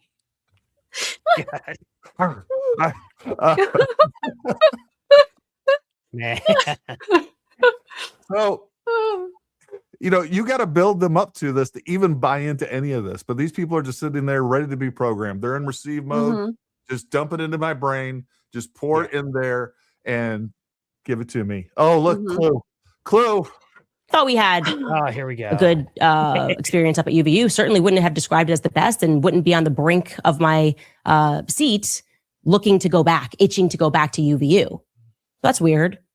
I just would like to ask why. She then says that Charlie woke up for a snack at 2:45 in the morning. And apparently he was so loud, the apartment's small, and maybe it was his excitement. He's like, yeah, UVU. Yeah, I'm so excited. Who knows? Okay, we're not clear on that. She's crazy. I don't think that's how that went. I caught it too. I was just going to leave it alone. I think This is Candace has been to a embarrassing. few Diddy parties with Kanye. No. I get in trouble. I get up in the middle of the night for snacks all the time. Not necessarily wake up and get up, but I'm, a lot of times I'm not falling asleep before 3. So like many times I'll get up at like 2:30. Next thing you know, I'm having a bowl of cereal, and it never fails. My wife comes and slams the door and let me know that I woke her up in the kitchen. So there's nothing crazy about this, but this is definitive proof right here, folks, that Erica killed Charlie. That's what this is. That's where this is going. He was excited. He was excited. He had a snack. He was hungry.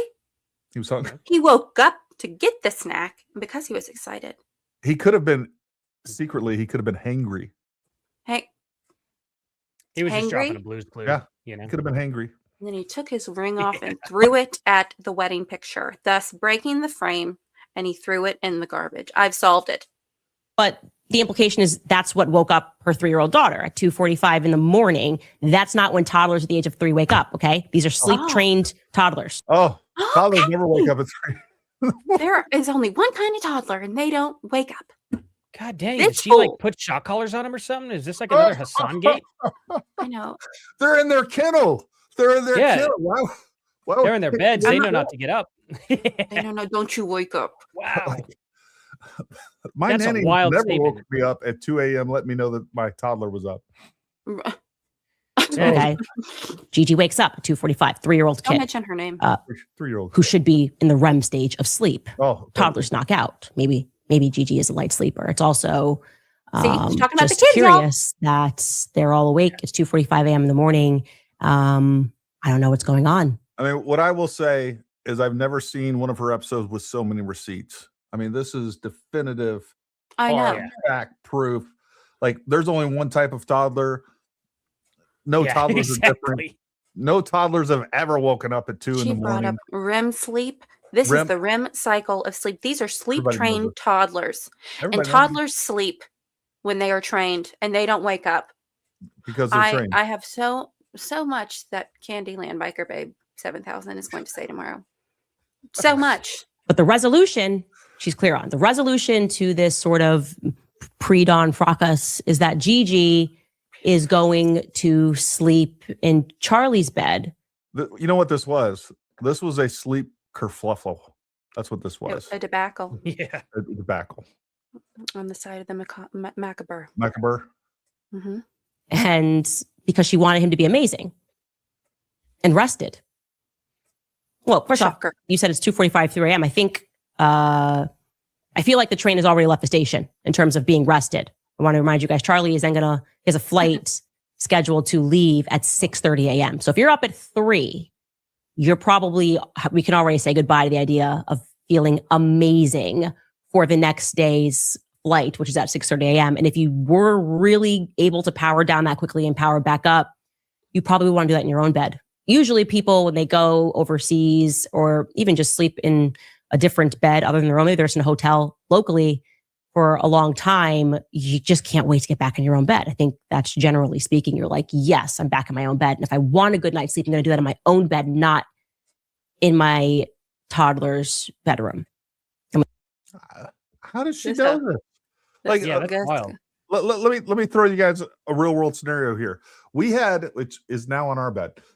We bought a guest bedroom set, right? Mhm. And it had this mattress, and I would get up and go sleep. It was so much more comfortable than our mattress all the Mhm. time. You know, Mhm. I don't know. Maybe he preferred Gigi's bed. Yeah. We don't know, but what we do know is Well- that this is a definitive clue, definitive Definitive evidence.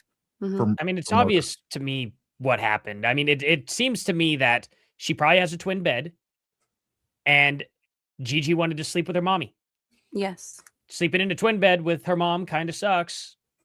So Charlie probably went into the other room, full size or twin, something like that, and he went and slept there. I mean, it just seems like common sense. Gives them both a good night's sleep. That's how my wife and I do that very often.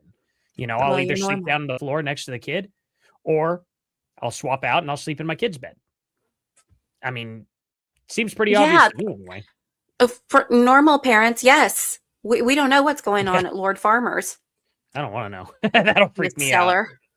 And assume that Yeah. bed is not the same size as the size of their bed. Oh god. But Erica, whatever, feels like it's an opportunity for him to feel amazing at 3 a.m. and to go into Gigi's bed. That's the best place. I also want the candy cultists out there to know, look, if you aren't shouting at the screen like we are right now, you got a broken brain. I'm just letting you know. You have a broken brain. That is a Because fact. none of this makes sense. None of this can go into a normal brain and come out like, yep, that makes sense. That's sensible. That is that's Mm-hmm. smart. Mhm. Yeah. Mhm. Did you hear what Absolutely. she said? She said REM sleep. Yeah. Yeah. My kid never woke up. Oh, Like tons. anybody out there with a toddler, like your toddler's never woken up in the middle of the night. Never. Not if they're sleep Used to do trained, that. Gary. That's sleep trained. They don't have bladders. Don't worry about that. Exactly. Or Gigi's room. Okay. While Gigi sleeps in her mother's bed, just little swapsies there at 3 a.m. in the morning, totally casual. I'm starting to get a feeling that there might have been another reason that the daughter woke up, but stick with me. Maybe there's noise, not from excitement, but maybe an argument. Oh. Maybe there was an argument. That would make more sense to me, especially when we add in how she concludes that portion. Maybe they heard Bigfoot break into the house. Yeah. Maybe Santa Claus. the house is haunted. Tooth Fairy. Maybe I don't know. Easter mean, Bunny. maybe they I mean, you could caught throw anything in there. the Slender Man walking through the house. There's a don't know. meeting of mythological creatures in the den. There was a unicorn. It got a that little came out bit the loud. closet. Maybe Freaking Charlie fun. just Tell me had bad things. gas. Or maybe Charlie, maybe his time traveling self from the future came back and went Oh, kerplunk. Maybe. Hmm? Well, Yes. maybe he was asleep. The current Charlie was asleep the entire time in the bed, and it was the time traveling Charlie that was up getting a snack. We- yeah. oh my gosh, They're coming yes. together now. We got Yes, this. I Because think we I got bet it. Yeah. that is brilliant. the current Charlie, I bet, was sleep trained. But We need to maybe- write this down.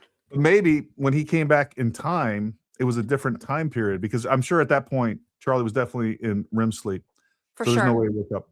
But maybe when he came back in time, it doesn't, or maybe he was just up. So now Mhm. he's time traveling. It makes you Mhm. hungry too.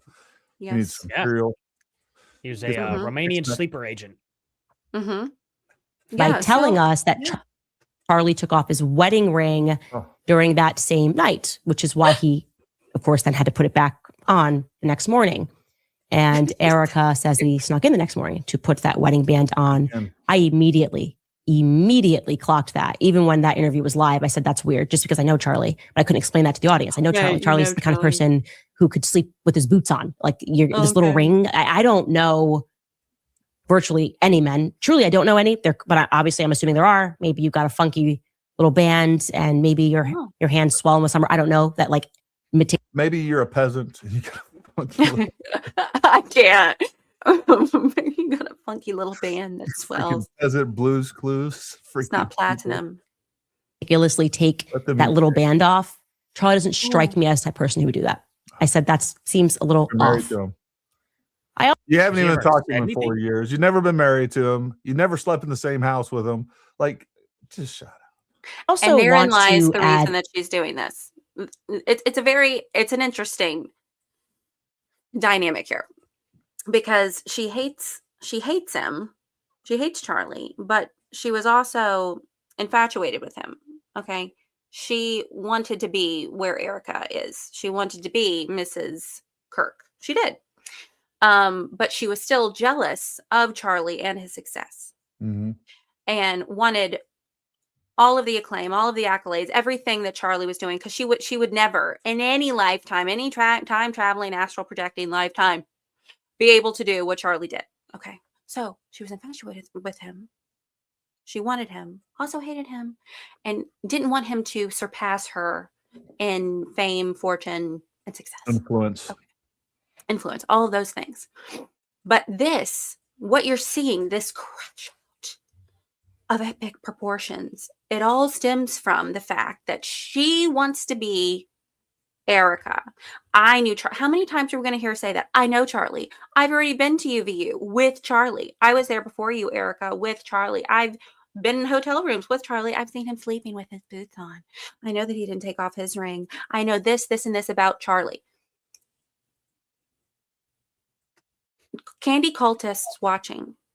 Say whatever you want. Okay. You can go die on this hill, die on the hill of candy. Can you honestly, you don't even have to say it out loud. Don't put it in the chat. If some woman was talking about your dead husband, talking like this about your dead husband and trying to make it seem like she knew your husband better than you did, would you honestly say that you wouldn't want to high five her in the face with a chair? I just want you to think about that. And maybe you'll see some of the light that we're trying to get you to come to. Come to the light. That's all I have to say, gentlemen.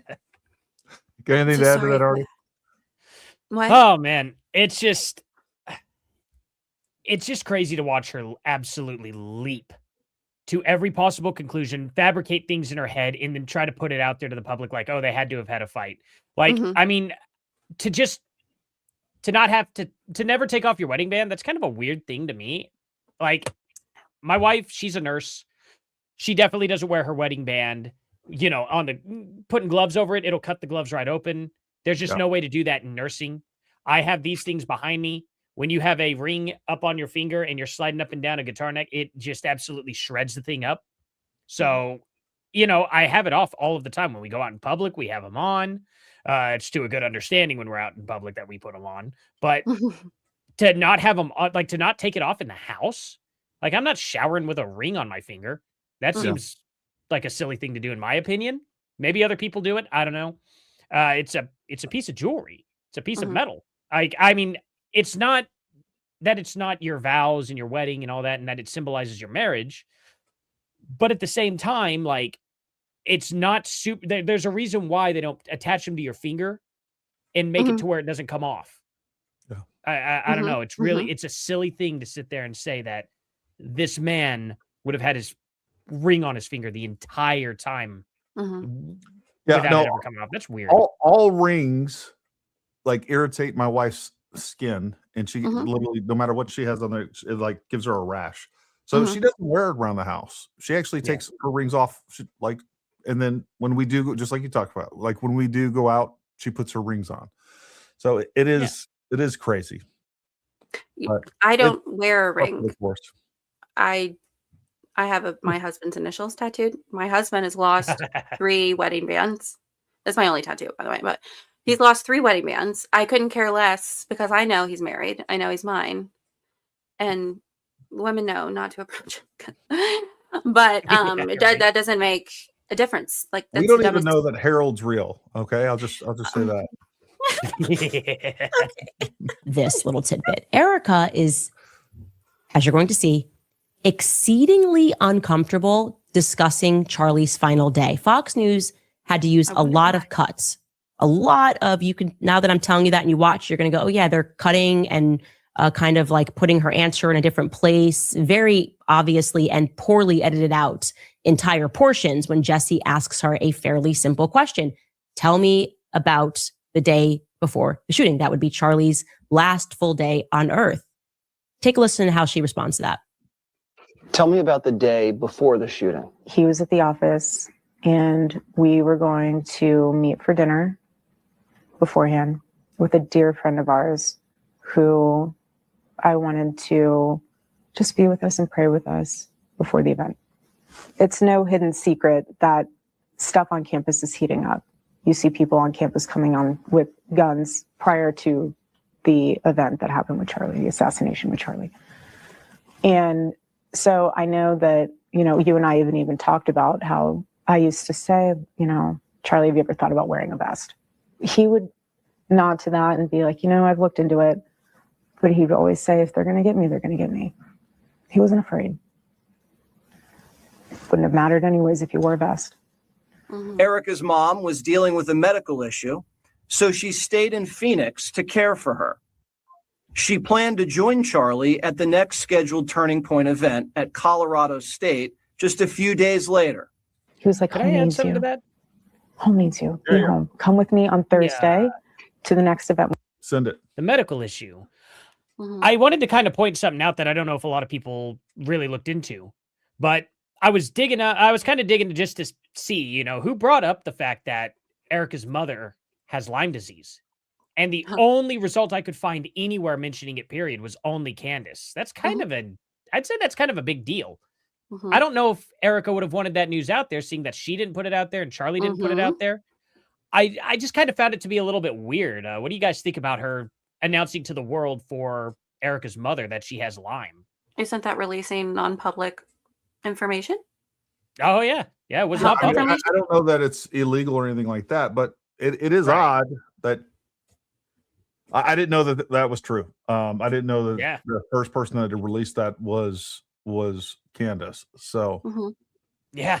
When she's talking about, you know, HIPAA and all that. And Mhm. then here she comes along. It's not really, I don't know that it's necessarily HIPAA because I don't know how she got her information specifically. But to put it out there like that, that's kind of disgusting. And so it just kind of disgusting. goes to show how far her boundaries go. yeah, she has Yeah. no boundaries. She has no Exactly. boundaries. She No has boundaries. class. No, that is weird. And I wonder Yeah. why Erica would be uncomfortable talking about her husband's last day on this earth. Oh, I don't know. Maybe only because it was imagine. his last day on this earth. And that's Yeah. a bit sad and uncomfortable to talk about. You idiot. Yeah. We had. They just didn't, she doesn't want to address it. I've looked everywhere. What, like, I would like to know more about Charlie's last day. I can obviously put together what Frank said. I can put together what his schedule was, but that's not a question that she's comfortable answering. And by the way, that dear friend she's referencing, of course, we now know is a priest that came over to pray over Charlie and Erica's marriage the night before, is what I am told. By Not whom? Charlie being stressed over an article written by a leftist, which happens every 10 seconds an hour. It's a great question. Who told you that? Where'd you get that Mhm. information? We don't know. Yeah. That's- And who would they have told that would have even given that information out? That's a pretty private situation to have happen. But here's what's going to happen in the comments. We now have proof. This is what you're going to hear from the candy heads. Look, it's already been proven. There was a priest that came over and prayed with Charlie over the marriage because their marriage was falling apart. We already know that. That's been proven now. Like they were getting divorced. That's where this morphed into. And this is how what you see down in the comments. And like you try to go back and like clean this stuff up, and there's no doing it. There's no doing it. Like, I mean, one fight like that apparently happened within what 12 hours. Well, we already don't have a know priest that over? happened. I doubt that. I actually doubt that it happened. But I've never known a couple to move that quickly into any kind of we need a third party. That's just weird. One like let's say they did have one fight. They already jumped to the whole like we need some third party help. That's wild. I'd be willing to bet that, and I know this to be true, that Charlie met with spiritual leaders across the country. Like he had friends, I bet, in just about every denomination. And just like me, if a priest wants to come on here and talk, I'm not Catholic. I have a lot of problems with the Catholic faith, to be honest with you. That being said, I mean, I have no problem. And guess what? If he wants to pray for me, I'm going to let him pray for me. Like, I don't know what the... Yeah, exactly. We don't know it was a priest that was called to come and pray for them. We don't know that it was a priest. It could have been a pastor. Charlie, I think it was a third to last question he was asked at UVU. He professed his faith in Jesus Christ. Okay. The month before he was not a Catholic. And this is just coming from Charlie's mouth. It is not far-fetched to call a spiritual leader to come and pray for you. And I know Gary, you probably want to get back to playing this. So I just want to say that, they're not, Erica and Charlie were not shy about their faith, and they were Erica's a Bible believing Christian. And as am I believe every word of scripture. And in Ephesians, it tells us that our battle is not against flesh and blood. We're in a spiritual war. And a lot of times you can sense when something is happening, if something bad is going to happen. I don't want to say it's intuition. I'm not into divination, anything like that. But I do think that you can sense when something's happening in the spirit. And if Erica had a bad feeling, there have been a lot of times when I've just felt uneasy, when and then something ultimately has happened, but I turn to prayer. I'll call my friends and say, will you pray with me? It's not far-fetched. Sure. And Candace, again, we can pull up her own words where she talks about having this sixth sense and the vibes are vibing, and she can tell when something's on the horizon and something's going to happen.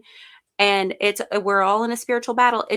Whenever it suits her narrative, she'll use that. But now she's going to use it as that's suspicious that you would call a priest, not to pray over you for the Jezebel article where it was a witch cursing Charlie and wishing death upon him. No, now it's because your marriage was in turmoil. I just wanted to put that out there. No. And look, I talked about this with Jay Witt the other day. Like, I'm assuming both of you have flown on an airplane, right? Yes. I have not. Oh. All right, so I'm good with the ground. I'll drive anywhere, but I know me more than once. I've had a bad feeling getting onto a plane, and you're right. There's times when I've had bad feelings of things, and then things turned out pretty much the way that I thought they were going to. But also, there's lots of times where I had bad feelings, or my wife had bad feelings, or whoever, and it doesn't turn out. Like sometimes we get this right, sometimes we get this wrong. We're probably all batting probably around, I don't know, 150 on that or so. But the point is exactly right. Like we don't know who this friend was. This is all things that have now been through inception put into our brain from Candace, and there's no proof of any of it. But people will take this. We will be hearing 3 weeks from now. No, they proved that they were getting ready to. That they had a big fight the night before. That they were getting ready to. Like this will turn into something that it never was, and it's all created out of nothing. And then people will say, "No, she had receipts.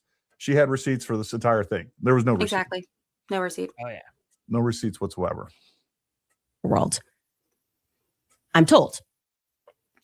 Let's now try to put these clues together. Just to recap. Okay, clue number 1: Charlie did not sleep in his own bed despite No. returning from a long trip to Asia. Number 2, Charlie's wedding ring was taken off.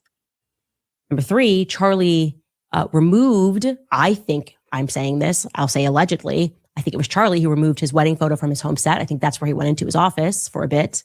Number 4, a priest came over to pray the night before. Again, when I take out my handy dandy notebook and I put a picture together using basic logic. Hey, did I mention for all you Candace cultists, she thinks you're an idiot. I love the way you paused it. Yeah, Just so you know. I She love the thinks way that you you're- paused it, she thinks Eric. you're a I just freaking can't. moron. Look at that. absolutely she She does. That is That's a crazy. picture says 1,000 words. That's her. Yeah. And not trying to look at all of these different directions and all of these possibilities. I know there's that one kid in the back of the class and you say, well, what do these clues tell you?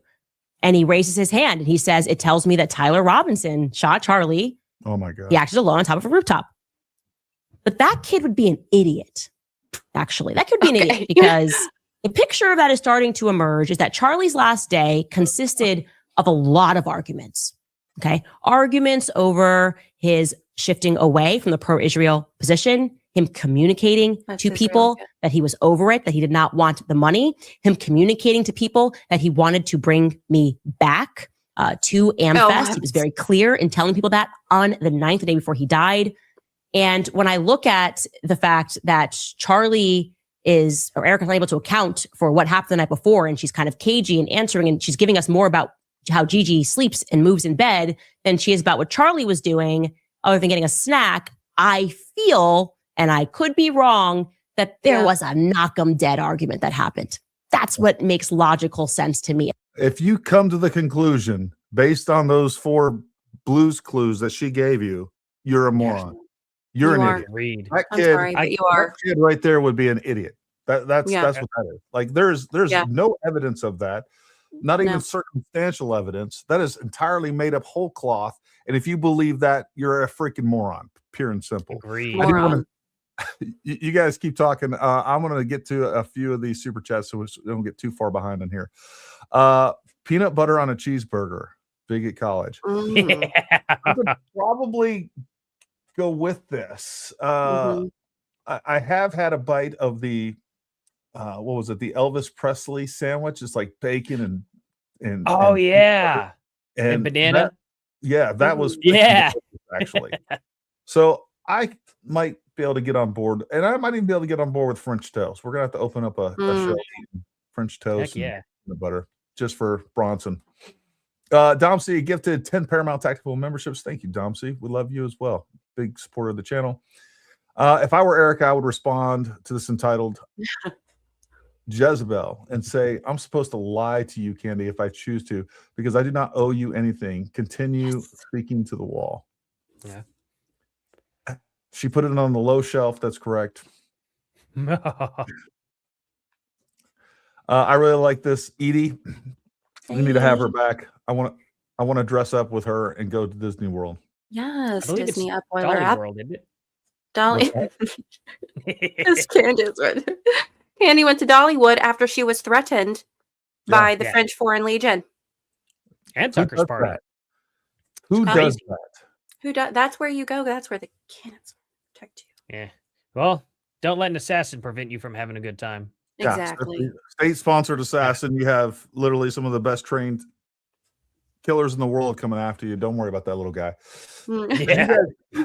Did you guys know that she was an alcoholic and an anorexic? Her words, I don't care about being mean anymore. I did not. I don't know that I've ever heard her say that she was an alcoholic and anorexic. Yep, Yeah, so Um, good CMTX here too. Have you She's heard that talking before, Arty? I have not heard that one actually. I need to look more into that. I did not know that she confessed to something like that. That's kind of wild. Definitely have to Guys. look more into that one. Have you gone through? I thought it was fake. Have you gone through her old blog that she used to write? So I knew about her eating disorder. She's talked about that many times. I've seen clips of snippets come out of her old blog. They're telling. They just reveal who she's always been. She even did an entire piece on how she thinks affairs are romantic. I have seen. That. Oh, Yeah. with Mhm. in that number one, having affairs while you're married is romantic. That was in 2016. Mhm. And Wow. then also she definitely was a proponent of marrying a gay man. That Mhm. was another thing that she wrote. Now, Wow. I do want to be a little bit fair on both of these issues. Number one, that was back then she was an atheist. Maybe she's Mhm. turned around. I do want to be fair on that. And the Yeah. other thing too, I don't think that her being anorexic necessarily goes into this, or even being an alcoholic. Right. You know, so I do think those are a little bit ad hominem. Uh, you know, so take that for what it is. What I will say, regardless of whether she was an atheist and she's not an atheist now or whatever else is going on, like there's nothing that I see of her that represents any sort of Christianity that I'm aware No. of. And Right. I see Catholics speak out against her all the time. I'm very familiar with the Catholic faith. Not a Mhm. Catholic. If you're Catholic, God bless you. Keep Mhm. doing what you're doing. I don't know. Mhm. Well, it explains why she was so excited about Erica marrying Charlie. You know, Mhm. if affairs Mhm. are hot, Mhm. I don't Yeah. know, but maybe not. You know, I think there's a lot that points to indicators of her behavior now. That's just yeah, what we have. Just like Mhm. I said at the beginning of the show, she's worked for TPUSA. She worked for the Daily Wire. She worked for PragerU. She's always had handlers to keep her in check, and Mhm. now she has no one to answer to, and she can just say, do whatever she wants, She's a and rogue. that's where we're at. Mhm. No one to tell her like, hey, that's unethical. That's going to get us sued. That's just yeah. being a shitty person, by the way. Mhm. There's somebody doing those things. She needs Agreed. somebody. If there's a contract, she will violate it. Yeah. Wait. Newsweek reported TPUSA person says she moved it to a lower shelf in the office after her young daughter asked to see it. It has moved since. Easy eye level for children. She's being so evil. Love you guys. We love Yes. you too, Julie. Lucas with the big $100 chat. Thank you very much, buddy. Thank you for being advocates for the truth. Keep fighting for all of us and keeping us informed. Thank you, bud. Her parents gave her up. Love is foreign to her. I do. I Mhm. think more indicative of any of these one little things. She was anorexic. She was an alcoholic. She came from a broken home. She was raised by her grandparents. Look, I think all of these things are indicators more so than us to sit back and judge any one of these issues. But Mhm. like that type of childhood does lead to where we're at, and that is someone that has never had any consequences. Clearly, has like doesn't have a sense of what's right and wrong or moral or just. And that's a big issue. Mhm. We saw that with her apartment that she didn't pay for. Yeah. Yeah. Embarrassing. Officer Tatum said he didn't sleep in the same bed as his wife most of the time, so they must not be good. Oh. I mean, no one said that Officer Tatum didn't kill Charlie. He could have. Yeah. Yeah. Mm. Uh, Lavender marriage. What is that? MTX is going in the paint. Lavender marriage struggles. Her bed is cold. Lavender don't know. marriage is when you intentionally marry someone's gay. Oh. Oh. Candace got shot collars on her kids. No. I like it. I think he's onto something. So we have a Connie Corso, and so we have an e-collar on our Connie Corso as these trained. This is our second one. We obviously keep it very low, but I got to tell you, they're pretty magical, and we use it ethically and all the things. I don't want to hear anybody talk about crap in the comments. Mhm. No, absolutely. I put it on myself. Look, that just stop. If you aren't familiar with them. That being said, I have more than once like, ooh, man, I should have had one of these on my kids. Right. They would have definitely got sleep trained a lot sooner. Sleep trained. Yeah. For the REM cycle, sleep. I want to hear a peep from you, children. Candace is home. You know, her kids call the nanny mama, not her. Oh. That's Yeah. so sad. I believe it. Telling on herself, her house is full of fighting. Right there. Empty. Yeah. Please discuss a statement on third eye and astral projection. Well, Charlie claimed he had a third eye. And Candace claims she has a third eye. Her husband likes to Uh-oh. keep his I don't know jewelry what on. Thing going off. Oh, here it is. Her husband likes to keep his jewelry on. Sorry about that. No, you're good. George probably doesn't feel comfortable taking his ring off because it would cause a fight, like how her employees can't correct her pronunciation. I don't want to talk about George's ring. As an Things blown out alcoholic with years 40 ago. years of sobriety, I can say the absolute certainty that overarching personality trait is self-delusion. She's scrambling. I couldn't agree more. We'll hit just a quick, exactly. Mastiffs do have an extremely high pain tolerance. Like nothing slows that dog down. Oh, goodness Yeah. And a little bit of buzzing on them doesn't hurt them at all. Yeah. Yeah, some dogs need it. I mean, especially food obsessed dogs. Yeah. Man, they're hard to train. Yeah, and my Cane Corso, exactly. Like you, he doesn't know what pain is. Right. My German Shepherd, actually, he's tried to break down my door. Oh, Yeah. All right, I hate to do this, but back to Candy. Back to Oh. Candyland, everyone. look at her. The game that never ends. About what I don't know, that's what makes sense. Oh. Because they have not been honest in their portrayal about what the relationship was. And I will leave it at that. This like idea of this amazing godly relationship with that is I want to hit this. It's okay to admit it. Candace isn't that bad. No, she's terrible. What? I'm underselling this a lot.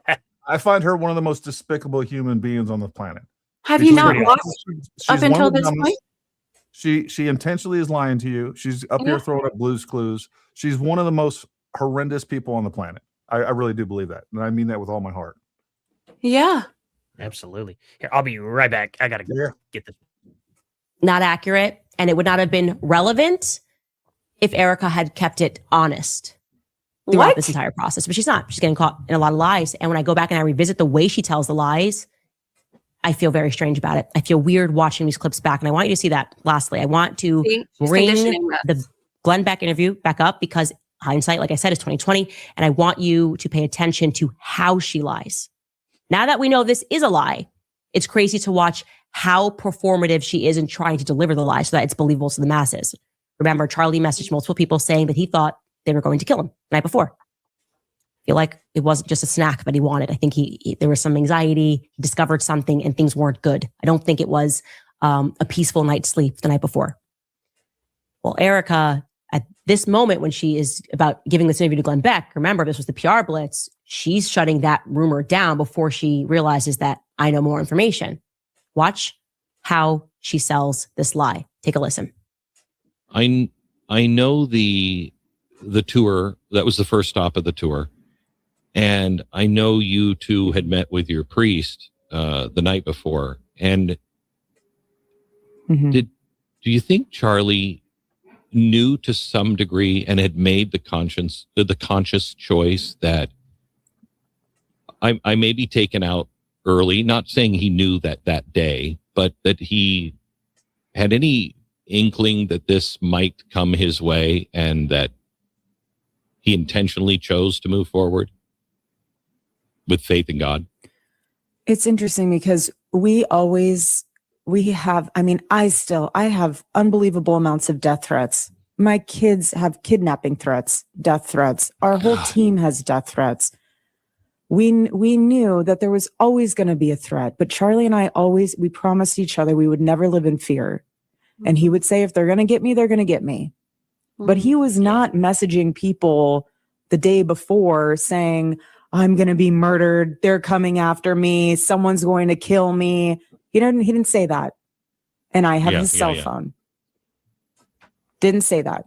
And so what I do know is that we believe in the power of prayer. And what I do know is that we believe in our sovereign God. And what I do know is that night before, we did what we usually did before tours. We said our prayer and we asked the Lord to protect us.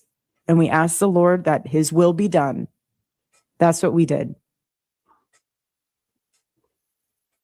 All I'm saying is it hits different in retrospect. Why? She's selling that. No, you're selling. You're Why does that selling hit that it different in hits retrospect? differently in retrospect. You're I mean, selling this- something that isn't true, and we Yeah. all know it. Exactly. I mean, this was already resolved months ago. She already had her Mhm. conversation with Erica. She was right there face to face. Mm-hmm. They determined it was Telegram. Mhm. And they also determined that it wasn't anything specific. So, I mean, I don't know. I don't know what else she wants us to do with that info. She's just fluffing it up now at this point. Well, I mean, it doesn't support the narrative that she wants. So Right. she has to Mhm. completely twist it around. We have to completely omit a lot of contradictory information, evidence, clues. She's never even sort of looked at Tyler Robinson. She has Mhm. protected Tyler Robinson the entire time. She has protected the left the entire Mhm. time. The left killed Charlie. We know that. Exactly. And that's what's going on.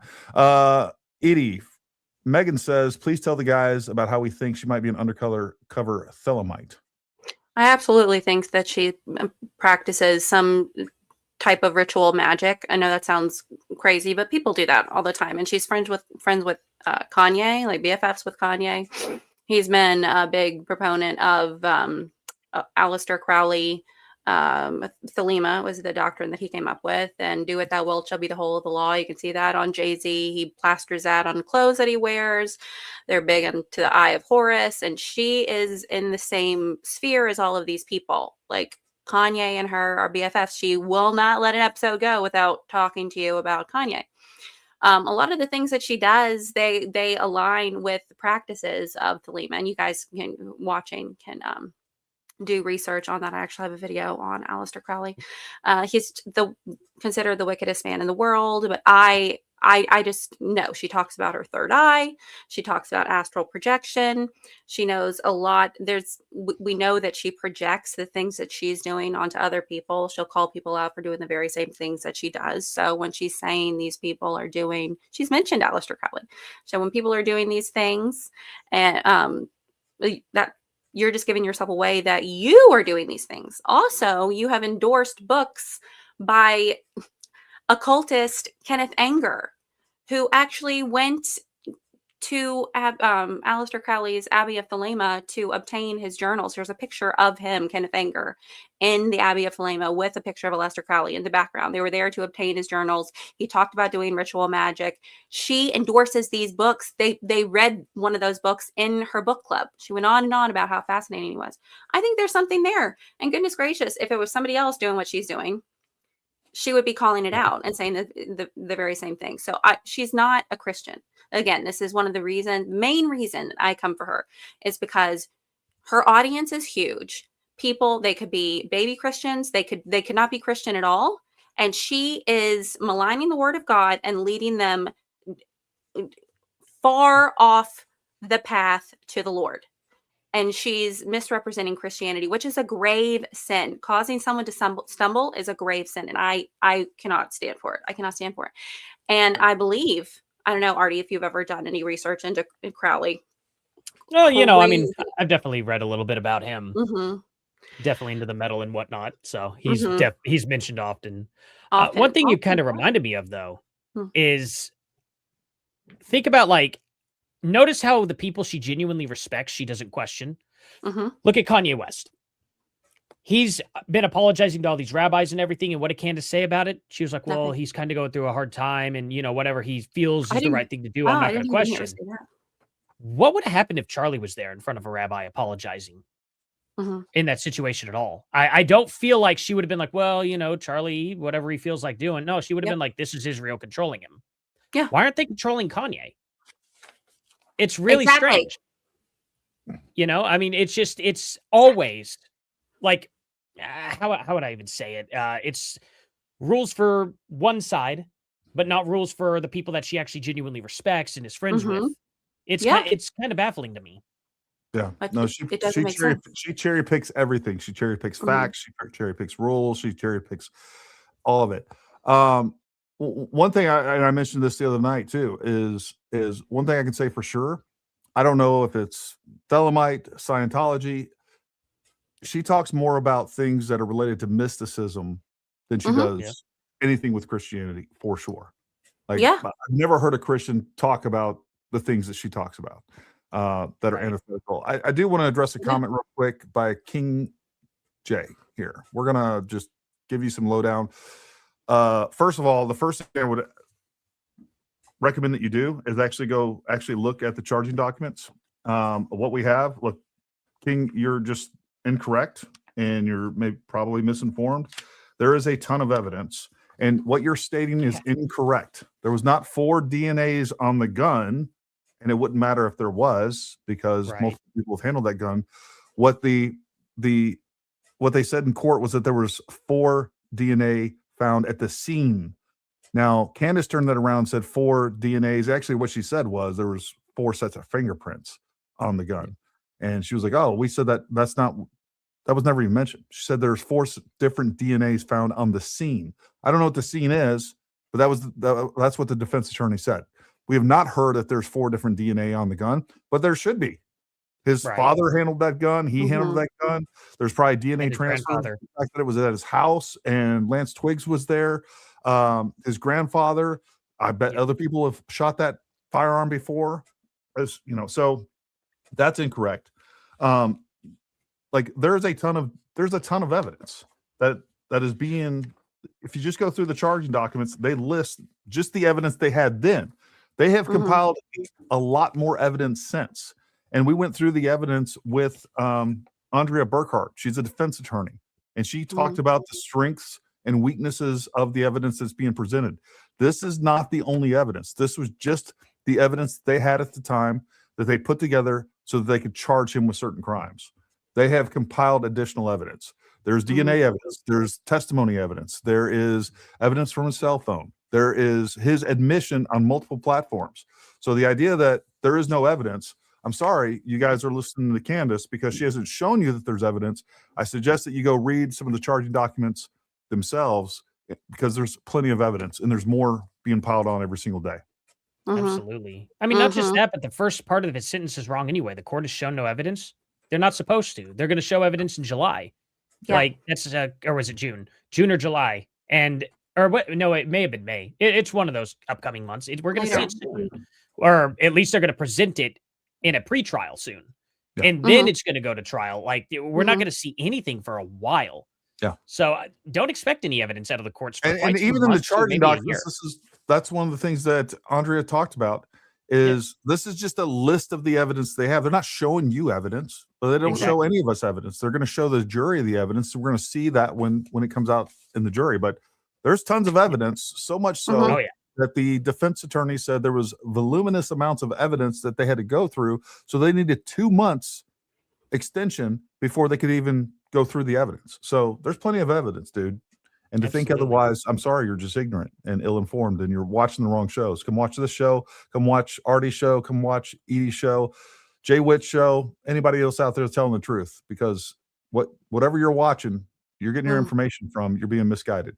He's trying to say prosecution. I have his phone. But he never said it. I'm sorry. It was chill. Everyone was chilling. What'd you say, Arty? Oh, no, you're good. He's trying to say the prosecution, but just all King needs to do, just go look up Tyler Robinson attorney meltdown.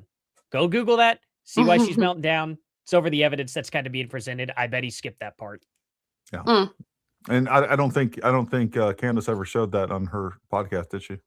No, absolutely not. Me, the priest, Charlie wasn't going Catholic, but we just like the chill priest. Everyone was chilling. It was great. And I have his phone. So, haters, wrong. That's acting. That is acting. And then we're told, it's because he had messaging app. Not true.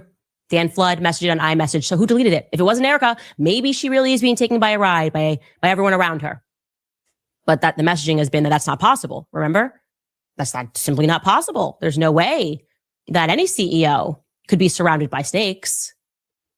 But if she is being taken by a ride, she would by now be very. Let me get all these out. So nobody. I love you, Bronson. We need to have you back on again soon. Bronson too. Great. The eclectic journalist that we're going to have on probably this week or maybe early next week. I know we were talking about Friday. I was planning on taking Friday off. We'll probably do Monday, but there's a bunch of great people out there that are putting out the truth. I'm sorry I can't rattle them off the top of my head at any moment's notice. Be aware of that. So I don't really excuse that. Did somebody else delete the messages? Did Kash Patel come in, delete the messages? Maybe. I don't know. I think it's very strange that she was even allowed to have the phone back so quickly or at all. I don't think they ever even seized the phone, if I remember correctly. But I would sure be interested in finding out what's in that telephone. So of course you would. Your move, Laura Loomer and Zionists. We are going to be right back after throwing it to some of our sponsors. All right, you guys, you may have seen the conversations happening online lately. Censorship. Yeah, while this is going on, we'll hit some more of these super chats, come in and try to hit some of the other comments.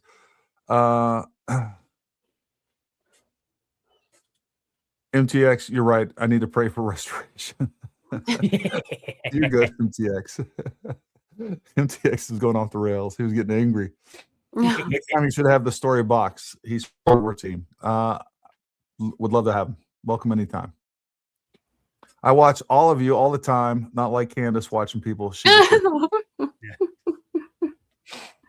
Now I feel appreciate it anyway. now I feel weirded out. I'm just gonna close my blinds. MTX, y'all have raised quitting. I know, right? Sin if I stay.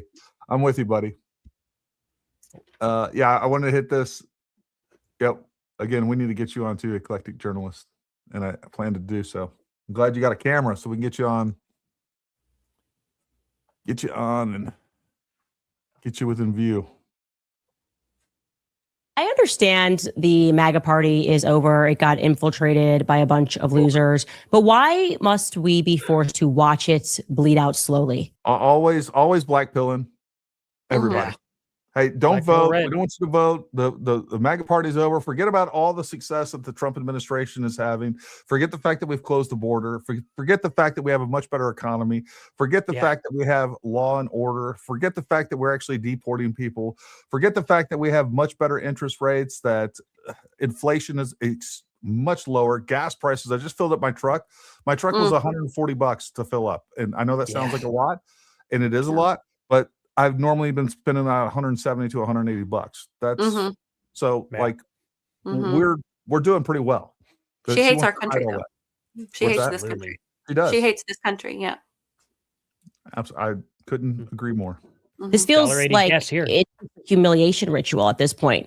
Even the way that Bibi Netanyahu shows up, I don't know if you saw yesterday, like a motorcade, bigger and longer and more secure than President Trump's when he travels. I feel like he just does that because you got to imagine being Bibi Netanyahu, right? He can do whatever he wants and nobody will check him. Like he goes around telling presidents what they're going to do, how many people have to die, who he's going to assassinate, and people just take it. And so it must be so boring for him. And in order for him to feel any pleasure, he must only derive it from other people's pain. You know what I mean? There's something sadistic about the entire thing. Watching what he's doing to Trump pulling out his chair, giving him this huge motorcade to come in, helicopter above. Nobody comes in like this. That's how Bibi Netanyahu comes in. And Trump, if you would think that he could be like, okay, I'm going to defend speech in America. That's it. This is the last relic of what MAGA is. And he's doing the exact opposite. And so President Donald Trump has this White House Religious Liberty Commission. And of course, they were doing a hearing on anti-Semitism because that's what's happening. That's the only thing that could be happening. It's not like, the mass murder of hundreds of thousands of children that people are upset about. It's just because the Jews are doing it, if you believe them. And Carrie Prejean Bowler stood up and she said, this is unacceptable. This hearing is unacceptable. And I'm not okay with any of this. And what is the actual definition of anti-Semitism? Because it just seems like it's everything these days. And in case you need to rewind, you should go back and watch. She made a lot of amazing remarks, but here is effectively what she said. I think on behalf of all of us regarding why everything seems to be anti-Semitism, even when it so clearly is not. And really what is happening is we're being forced to support the state of Israel's demonic goals. Take a listen. Just to be clear, is anti-Zionism anti-Semitism? Yes. It is under IHRA? Rabbi, sure. You're up next. You're not sure? So what is the definition? I would love to speak to that. Undoubtedly, anti-Zionism is anti-Semitism, and undoubtedly, and one does not. Does she not even understand what anti-Zionism is? She doesn't know. She just hates the Jews. That's what it is. She hates them. Saying, I'm not a Zionist. For people clear in the chat. And I know you guys are much smarter. I don't have to Blue's Clues you guys, but we have a much smarter audience. If you're saying I am not a Zionist, I don't believe in Zionism, that means that you don't believe that the state of Israel should exist. And that is undoubtedly anti-Semitism. Like you can't separate those two things. Now, all this other like there's 50,000 different variations of what, when people say Zionist, what that is supposedly means. Like, I'm a Zionist in that I believe that the state of Israel, I believe they have the right to exist. They have a right to borders. They have a right to be a country, and that's it. I mean, what's your guys' thoughts on that? Same. Amen. Yeah. I mean, the thing about it is she doesn't even talk about like how would they go about not being Israel anymore? Like doing what specifically? Just letting Hamas have them? And then what? Like, it's kind of a weird situation. Now, I'm not pro-government for really, I'm not super duper pro-government 100%. I'm pro-small government. Yeah. You don't have to. And I mean, it's like she thinks that the Israeli government is 100% the Israeli people. And it's like, look, you're going to have some some really crappy people. You're going to have some war hawks that get in there too. Like, I'm not going to sit here and pretend that Israel, is like 100% like pure with their government. But she's talking about an elected official. It's not a dictator. At a drop of a hat, the guy could be voted out and a new person put in there. Then what? What if policies stay the same? It's just kind of weird. She suffers from an ancient hate. She just suffers from an ancient hate. If you go, I did an episode on Romy Gonen, who was one of the hostages that was released, and her story. Okay. And I prefaced it with a compilation of Candace. Literally she refers to Jews as vermin, you guys. She calls them vermin. She says that Israel is demonic, all while claiming Christianity. Okay. And again, as these gentlemen have just said, you don't have to be pro-Israeli government. That doesn't mean anything. You don't have to like our government. But those are two different things. But she hates Israelis. She hates the Jews. She hasn't been shy about saying those things. So that is where this stems from, an ancient hate. Milk Bar TV, Nathan, that guy is everything. He just did a side-by-side comparison of her verbiage compared to Nazi language. Yeah. I mean, it's astonishing. It's astonishing. She is a raging anti-Semite. And she does. I played that on Tuesday. It's very powerful. Oh, did you? Yeah. It's amazing how she interchanges Zionist and Jew all the time, though, when she's supposedly meaning Zionist, according to her. But she slips up all the time and goes, the Jews. And it's just like, the ones living in Germany or the ones living in Europe somewhere, or in general living up in Canada. What do you mean by that? Like, that's kind of a crazy slip up to have happen whenever you're talking about supposedly specifically just the government of Israel. And then look at how it kind of spreads out more and more. And it's not that you can't criticize the government, but it's just the kind of people who try to disguise it as anti-Jew hatred, or not anti-Jew hatred, but you know what I'm saying? Like, she's trying to say that, oh, I don't hate all the Jews, but then how come you keep slipping up and talking about the people of Israel as well as, she talks about the Jews and Zionists here in the United States as well. So it's clearly a Jew problem. And look, she has close ties with me and Carol, who talks about Jews all the time. She talks about how Jews started the slave trade, even though, like, you can go look at her PragerU video where she talks about how the slave trade was perpetrated primarily by Islamists. Look, everybody in the world of slaves, right? We've all been, we all have our hands dirty in that, going back in ancient whatever. Everybody kept slaves. I hate the false binary. So I used to hate the false binary of, if you, there are people that do this. If you criticize Israel politically or criticize the government, they say you're being anti-Semitic. Right. I hate that. Okay. That's wrong. The opposite side of that coin is like, okay, no, I can support Israel's right to exist, and I'm not some crazy Zionist and sold out. And I, my loyalty is not with Israel. I can believe those two. That's the same thing of the opposite side of the same coin. So, like, stop giving us these false binaries. I can sit there and say, you know what, Israel has a right to exist. I also criticize their governments, and I also criticize some of the things that they've done in Gaza. Like there's lots to Okay. criticize with any government. And in the same way, I'm going to give Israel a little bit of pass when they say, oh, well, if you're criticizing what we're doing, somebody just died, of course. It was the Jews. The freaking Jews broke into my It house. was the Jews. Definitely, you could hear that Macron's wife there.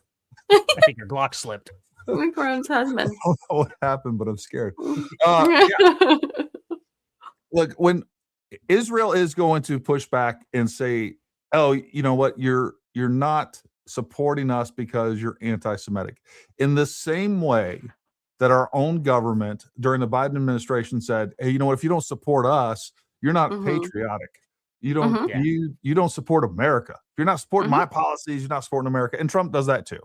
So there's a little bit of all that goes around. There's a lot of excitable language that's thrown around there a little bit. But it's like, if you say you're anti-Zionist, that's what you believe. You believe that Israel doesn't have the right to exist. And if that is, that's fine. I don't really care. I don't think you're a bad person. I think that's incorrect.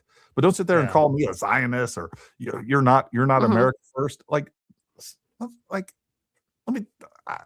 I've done more for this country and risked my life more times for this country. Like F up. Like I don't even want to hear it from you. Yes, exactly. It's insane, and it's coming from these people that have done a single thing, never a single selfless service in their life. They've never risked their life for this country. You want to question my patriotism and my loyalty? Go somewhere. I go somewhere. Go somewhere. But also, Candace is like America first, but that she hates America. America first, but you won't leave other countries alone. Like everything is back to another country, and then you literally hate your own country. Yeah. Make it make sense. Can someone make that make sense for me? She hates her country because she's not getting the accolades from government the way that she thinks she should. She thinks she should be nominated president, vice president. She thinks she should be put into a cabinet somewhere. I mean, she really is so self-deluded that that's what she believes. And she has such an air of self-importance. If she can't be in charge of it, she doesn't want anything to do with it. That's exactly what it comes down to. She wants it destroyed, which is exactly what we're seeing with Charlie Kirk's family, USA, the MAGA movement. I haven't heard her say a single thing about Brexit, right? She used to be real passionate about bringing African Americans over to the Republican Party because the Democrat Party sold them out. Now she's like, oh, just burn it all down. Just burn it all down. Burn it all down. Yeah. And I think remember, you hit the nail on the nail there, though. Oh, sorry. When at the beginning, when all of this happened, and she even said, she gave herself away. She said, I thought the band was going to get back together when this happened. I thought that they would be calling me and that they would want to bring me back in. And the band, she refers to the band getting back together a lot. And then when that didn't happen, as you just mentioned, Gary, she decided to burn the entire place down. Yeah, you don't want me back? You don't want me to help you? You don't want me to be CEO? What? Yeah. Okay. Hand me the matches. That's her. She is the stereotypical scorn woman. If she can't have this man, then she's gonna try to destroy him. That's what it's all about. Absolutely. That's a terrible freaking picture. Well, actually, I was gonna ride on those coattails there. I was gonna bring up too, which I'm glad you said that. Notice how just what was it, like a week or so ago, she was talking about like, TPUSA, hire me, I'll do all your PR for you and all that. It's kind of interesting how she keeps throwing that out there. She's definitely for sale. For the right price at any given point in time. I don't think she'd say no. They should actually do a test on that and give her an offer. That would be a good idea. To see how fast her tune would change, guys. Yeah. Put it out there after she accepts. Yes. Well, everything that she does has an air of extortion or blackmail. It's like, all you got to do is just prove your innocence and I'll quit slandering you. I'll quit defaming you. Like, that's all you got to do. All you got to do is give me what I want and I will stop trying to destroy you. That is exactly what it is. And again, it's like that psycho girlfriend that you can't get rid of, that like you broke up, everything was fine. You knew she was crazy. You got tired of her BS. You broke up. Now she's at your work trying to destroy your life. She's calling your parents, your family members. She's online slandering you, saying what a dirtbag you are, all because you didn't want to have anything to do with her. And that's exactly what she's doing. Have you guys seen that Absolutely. documentary on Netflix, Lover, Stalker, Killer? Have you seen that? No, is it a documentary Okay, you gotta watch biography of it. Candace? Yes, it is. She, yes, I mean that's her. It's her. She's crazy, That is crazy. wild. But you should watch that documentary. It was really good. Arty, Ray Bronson says he needs a guitar lesson. No cap.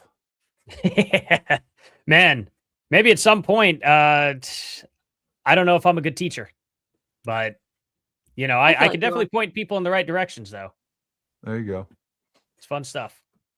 Follow your destiny. Thanks to whoever gifted me a membership. I love y'all. Yep. Well, congratulations on that. That was either CJ Correnti or Domsey, who are two huge supporters of the channel. And also with CJ, he's helped us out.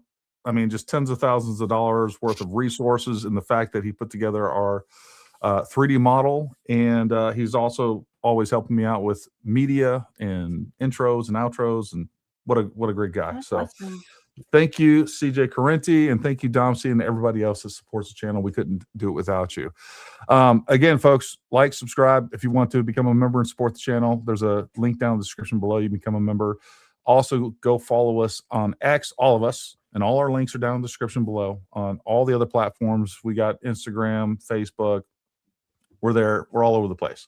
So you can go follow us there. And there again, if you want to become a subscriber on X, you can also support us that way. I will be doing a members only live stream, probably either Saturday or Sunday.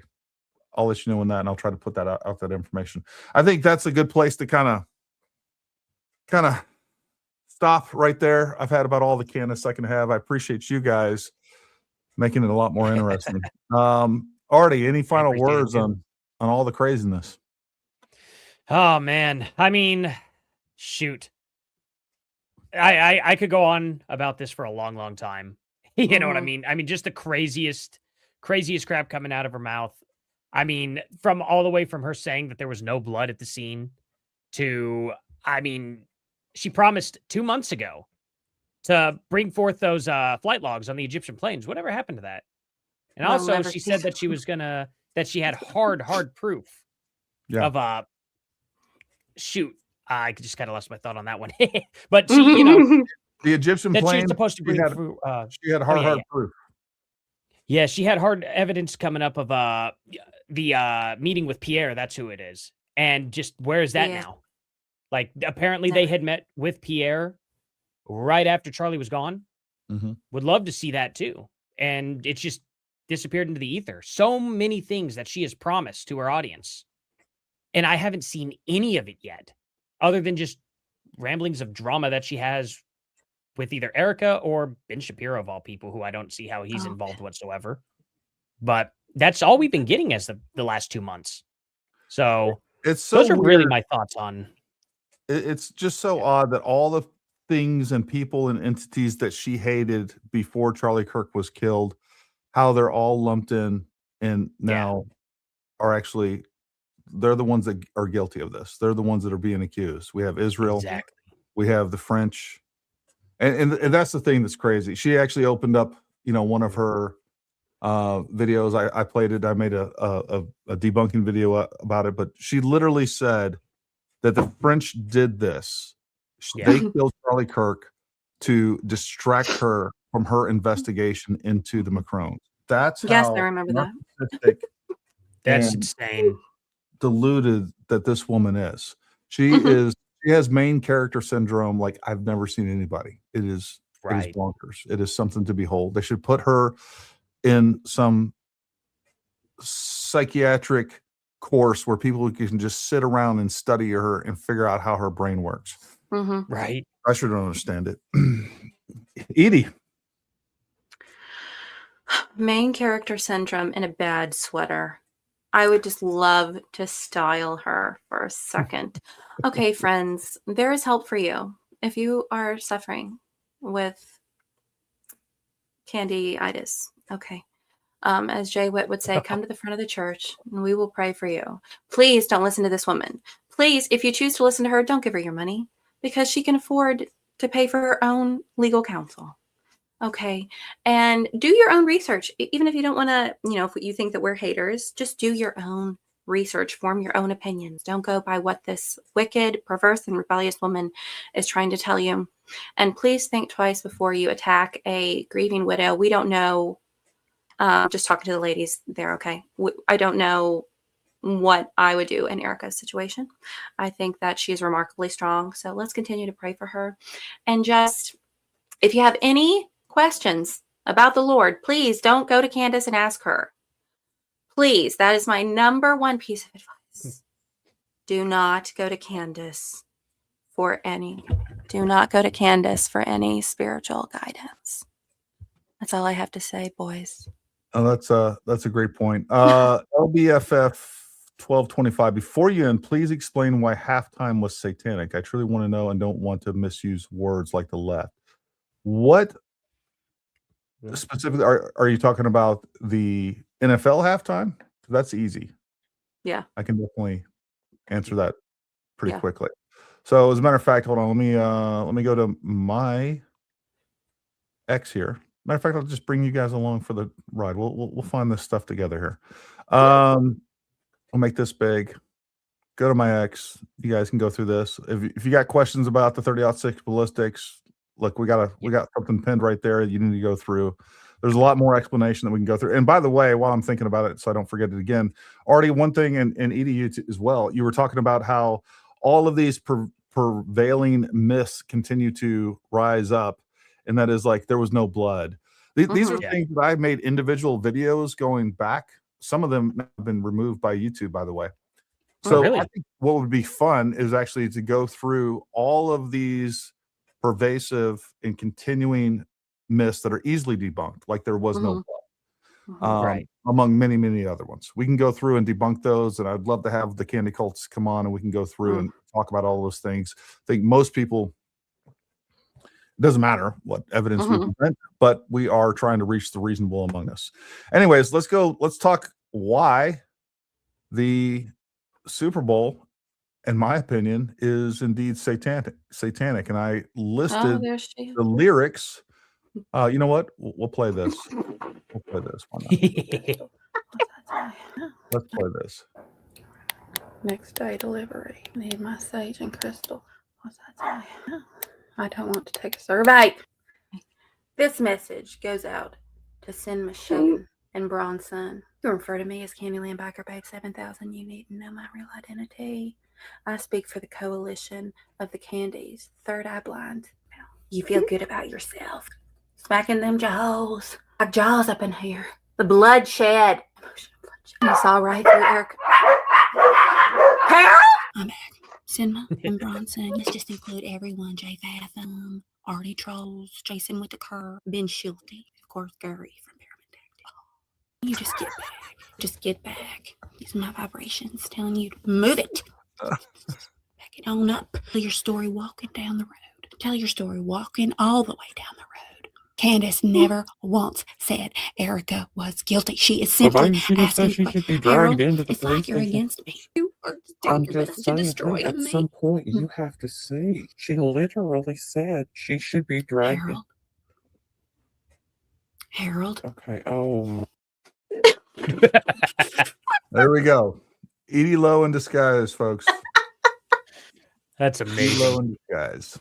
All right, let me scroll back through here and let me find from the Super Bowl from the other day. Let's find the lyrics to the songs that was sang at the Super Bowl. All right, so that wasn't a steal. Here is the lyrics to the song. So here we go. More S than Betty Boop. P with the D, D with the A. P with the D, D, D, D, A, A. Really big D's. There you go. That's this, and I did confirm this song was played at the Super Bowl. This is not what I expected from slam poetry. I thought they were talking about something else. She F's in the Audi, not in the Honda. All right, this was played in Spanish. So, wow. And there's a lot more to it. Like we've had several controversial artists over the years at the Super Bowl. It's been getting worse and worse and worse. I do think that the Super Bowl has now been hijacked as a way to push leftism, globalism, anti-Christian themes. So that's why I would say that we can. Let me just tell you, a good resource is Good Fight Ministries. They do a lot of good work over on that channel, and they usually every year do an expose on the Super Bowl. So that's a great resource if you want to check that out. Some of their older videos, they do a deep dive on the artists that have been performing there and a lot of the interviews that take place beforehand.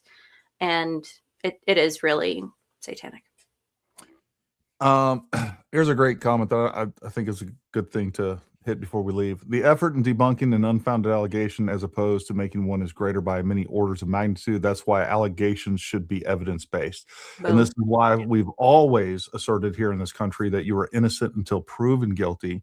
And why we've always as a society agreed that, and by the way, we've agreed with laws because civilly you can be sued for defamation, and that's why these laws exist, that you should not be accused of horrific crimes without some sort of evidence. Because just like I say all the time, hey, I saw Bigfoot last night in my backyard. Now you have to prove me wrong.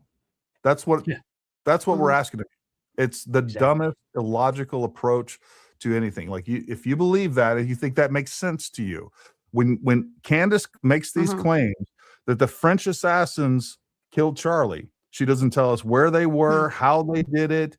Was that them on the roof? We don't have any of the mechanics of this whatsoever, and she has no evidence to support that. But then you candy heads say, well, you haven't proven her wrong. Well, no. Well, I mean, how can we prove what hasn't been proven? She has no evidence. There's nothing hard there to disprove. What we can say, and I've always said, she doesn't have evidence. And by the way, we can prove her wrong. We can prove her wrong in two different ways, or at least from a logic standpoint, you should accept that she is incorrect. Number one, a lack of evidence is evidence. Like if I say, Eydie, you killed your husband, and you say, no, I didn't. He was down the road somewhere else. There's no evidence that you can link to me. There's no physical evidence whatsoever. Here's what was going on over there. The fact that there's no evidence that Eydie killed her husband is evidence that she didn't kill her husband. And then on top of that, it'd be one thing if we didn't have an alternative, but we do. We have Tyler Robinson, who, again, we have DNA evidence on the gun. His parents turned him in. His parents spotted him on the surveillance camera. They have not come out and said that he was innocent. We have, again, surveillance footage. We have cell phone footage. He admitted to it in multiple platforms. So there's lots of evidence, and you have to overcome that evidence to convince me of something else. Absolutely. I mean, before she even had anything, the very first episode she did after coming back from, her 4-day break that she took from after Charlie's death was Charlie was betrayed by everybody. Yeah. I mean, that's a crazy statement to make right out from the get-go without having any evidence to present that he was betrayed by anybody. It's just crazy. And that's just how she came out the gate swinging. Here's a comment. Gary focused on what is important: Epstein files, pedophiles abusing their children. How come you are silent about them? I have been silent about them. I've talked about them both on the channel and I don't know that I've ever seen you before, David. So how come I've never seen you before is the real question here. I've talked about this. So first and foremost, I've gone through hours and hours and hours of the 3.5 million Epstein files. What I've found so far and what has been published out there, and you guys can jump in at any time, the only hard evidence that we have is nothing but Democrats. I started going through photos, thousands and thousands and thousands of photos. The only people that I see with Jeffrey Epstein, where you see Jeffrey Epstein with what looks like very young girls, I can't tell if they're underage or not, but there's dozens of photos with him on trips. There's literally photo albums of titled like Clinton trip Southeast Asia. And you see Clinton, you never see him in the same photos, but we see him in the same setting. I see Clinton like by himself, and then like the camera's panned over here. You can tell it's the same setting. And I see Jeffrey Epstein with like 4 or 5 extremely young women. The other problem that I have with the Epstein files is there is definitely a bunch of things that have been proven false. There's allegations in there that are against Trump, for instance, which, by the way, Mhm. the Epstein files just proved that Donald Trump actually turned Jeffrey Epstein in 2006. So Mhm. there's that. But then there's allegations against, and it's literally listed as President Trump did X, Y, and Z to me when he owned this at this golf club that he owned. The problem was is like Donald Trump didn't even own that golf club. Two things. I want to stay focused here. Donald Trump, these allegations toward Donald Trump are happening after he's a president. That's I find interesting. And because they say President Trump. And then the other thing is this woman that's making these allegations against him are talking about him owning the golf club when he didn't own it until like 2 or 3 years later. So there's a bunch of crazy allegations all through the Epstein files. None of it or most of it is not actual evidence or proof. A lot of it's hearsay. And a lot of it's just like some random pictures. I think there's a lot of misinformation in there. What I can tell you, the things that we do see are evidence, again, just like I talked about Bill Clinton in that, is we do have evidence of Epstein directly emailing with prominent Democrats, to include Hillary Clinton, who's talking about pizza and hot dogs in a way that is clearly not pizza and hot dogs, and with Barack Obama and other prominent Democrats. So I have talked about the Epstein files. We can do more, but the problem is right now with what we have with the Epstein files, like we don't know the Biden administration had those for 4 years. We have no idea what they took out of there or what they put into there. And I think that at this point, I don't know that any good information is going to come out of it. There have been, I just posted this on X as well. There have been arrests and some other things made because of the Epstein files. Pam Bondi just listed a bunch of things. But when you start really digging into the Epstein files, it's you leave every time with more questions than answers. And there's not proof of hardly anything in there. Arty or Eydie, have you looked into the Epstein files at all? I've dabbled. One thing that kind of, caught my attention, of course, was when Trump, obviously was calling and turning in Epstein. That may have been one of the few reasons why he was actually hesitant to get these files released in the first place. I mean, imagine the position that puts him in, especially with a lot of people that he may know. They're probably looking at him going, wait a minute, were you working with the FBI with this? That could come back on him with a bunch of dangerous people. And, maybe they wanted to clean this up in a much more behind the scenes way. But I don't know that that's even necessarily the case either. I mean, all these files that are coming out, like you said, they're incomplete. Many things probably were taken out, especially during the Biden administration. Look at the stuff they've had information on Jeffrey Epstein since back in 2008, 2006. Yeah. At a bare minimum. None of that has come forward until now. And then people are complaining, not realizing that, hey, the information that came out under Trump. Didn't come out under Biden, didn't come out under Obama, didn't come out under Bush. At least Trump actually did something. Yeah. So, I mean, and if people are going to throw that much of a fit about it, but not, hold Biden or Obama accountable, I'm just not Biden Biden. I'm just not buying the garbage. You're not biting the Biden? People. Yeah. Biden the Biden. Just thinking about the guy's already making my brain not work. No. So I remember the bike. Remember when he fell over? I think Dan Bongino talked a little bit about the Epstein files the other day, and he said it pretty clear. It's like, look, there's something in there for everybody. The problem is 99% of it is not going to be actionable. There's not enough information in there to where you can actually, most prosecutors are going to say, hey, this is enough information, enough evidence to prosecute a case. So there's that piece of it. What we have is a whole bunch of files that ends up being very circumstantial evidence, and I would say dubious evidence at that. Like, we don't know what's been done to those files. So exactly, it's not the bombshell.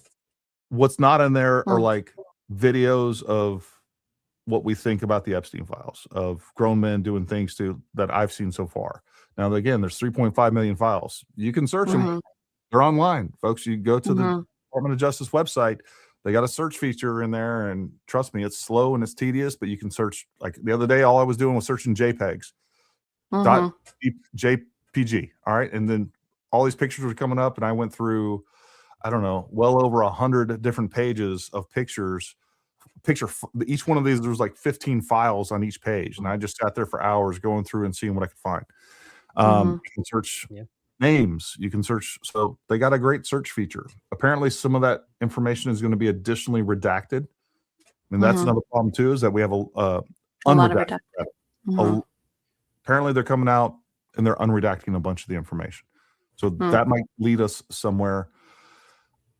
I don't know what to make of it. When you start digging into it, I don't know what's real, what's not real. I don't know what's being used to frame people. I don't know what's being used to create narratives that are false. It is a treasure trove of misinformation, and at least a lot of opportunity for misinformation. If you want to smear somebody, you could do that using the Epstein files. Drop in a few different documents, you can smear somebody. If you want to exonerate people, it wouldn't surprise me at all if there was 7 million files and 3 million files have been taken out. So, well, it's like I saw a commenter on here, and I've seen this argument before too. It's like, didn't they make the victims sign NDAs?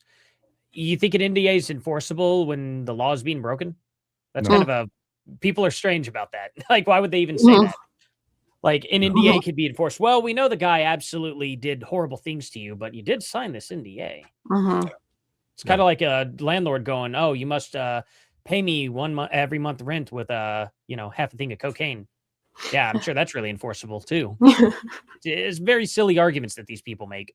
And there's a bunch of sworn testimonies in there that when you start looking through that sworn testimony, you find out that nobody taking that testimony finds this person credible, that they have been found to be lying, that half of what they're saying is easily disproven, that this person wasn't even in the place that they're claiming. They have proof that this person, as they investigate these claims, this person was somewhere else. So it's for anybody out there that thought they were going to get this clear black and white picture once these files, and I don't care if they unredact all of it.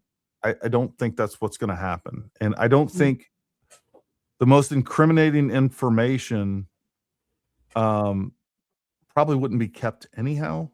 And I know, look, maybe there's more information out there. I know, like, many of us have this imagination or imagine where it's like Jeffrey Epstein was videotaping, Bill Clinton or other heads of state doing the civil attacks so that they could blackmail them. Yeah. Maybe those exist. I don't think those exist in the Epstein files. Maybe they did, but I don't think you guys are going to see anything like that one way or the other. And the other thing I'll tell you right now, I've said this before, you can say whatever you want about Mossad. There's no way that Epstein existed without the knowledge of the CIA. That's just a fact. Not when you have heads of state and important prominent figures in the United States going to Epstein Island or hanging out with Epstein in general. Those people were being watched by the NSA, the CIA, and many other intelligence assets within the United States. So, for a long time. Yeah. Did you hear about his ranch though? Yes, I did. I actually was reading about it. I had never heard about it until I was reading it in there, and then all this information came out in the Zorro Ranch. Yeah, that's crazy. The size of Zorro Ranch. Like, the island is a 70-acre island. Yeah. Zorro Ranch is 7,500 acres. Oh my word. Well, you know how he got the Zorro Ranch, right? I actually don't know. He won the lottery. Well, yeah, that makes sense. The money he's won many different lotteries, it seems, in life. I forgot how many millions of dollars the Zorro Ranch was, but it was explained that Jeffrey Epstein won the lottery, and he used those proceeds to buy the Zorro Ranch. Of course he did. Wild. Of course he won the lottery. Well, hey, still connected to the government, at least somehow. Yeah. Someone's saying that he actually won it twice. So won it twice. Well, when it's backed by the government, I think I think that just proves the lottery is rigged. Yeah. Yeah. Stop paying for that. Yeah, probably good advice. Well, listen, folks, we appreciate you all tuning in, and I appreciate both of you coming on. Again, make sure you guys go like and subscribe, support these great creators. We need more of them out there telling you the truth and bringing you real information. That's what we try to do on this channel. We're always going to do on this channel. And we couldn't do it without you watching, without you supporting. So we appreciate you. You guys don't go anywhere, but everybody else, make sure you tune in tomorrow at 8 p.m. Eastern time. We're going to have a great show for you. And until next time, stay armed, stay ready. We'll talk to you soon.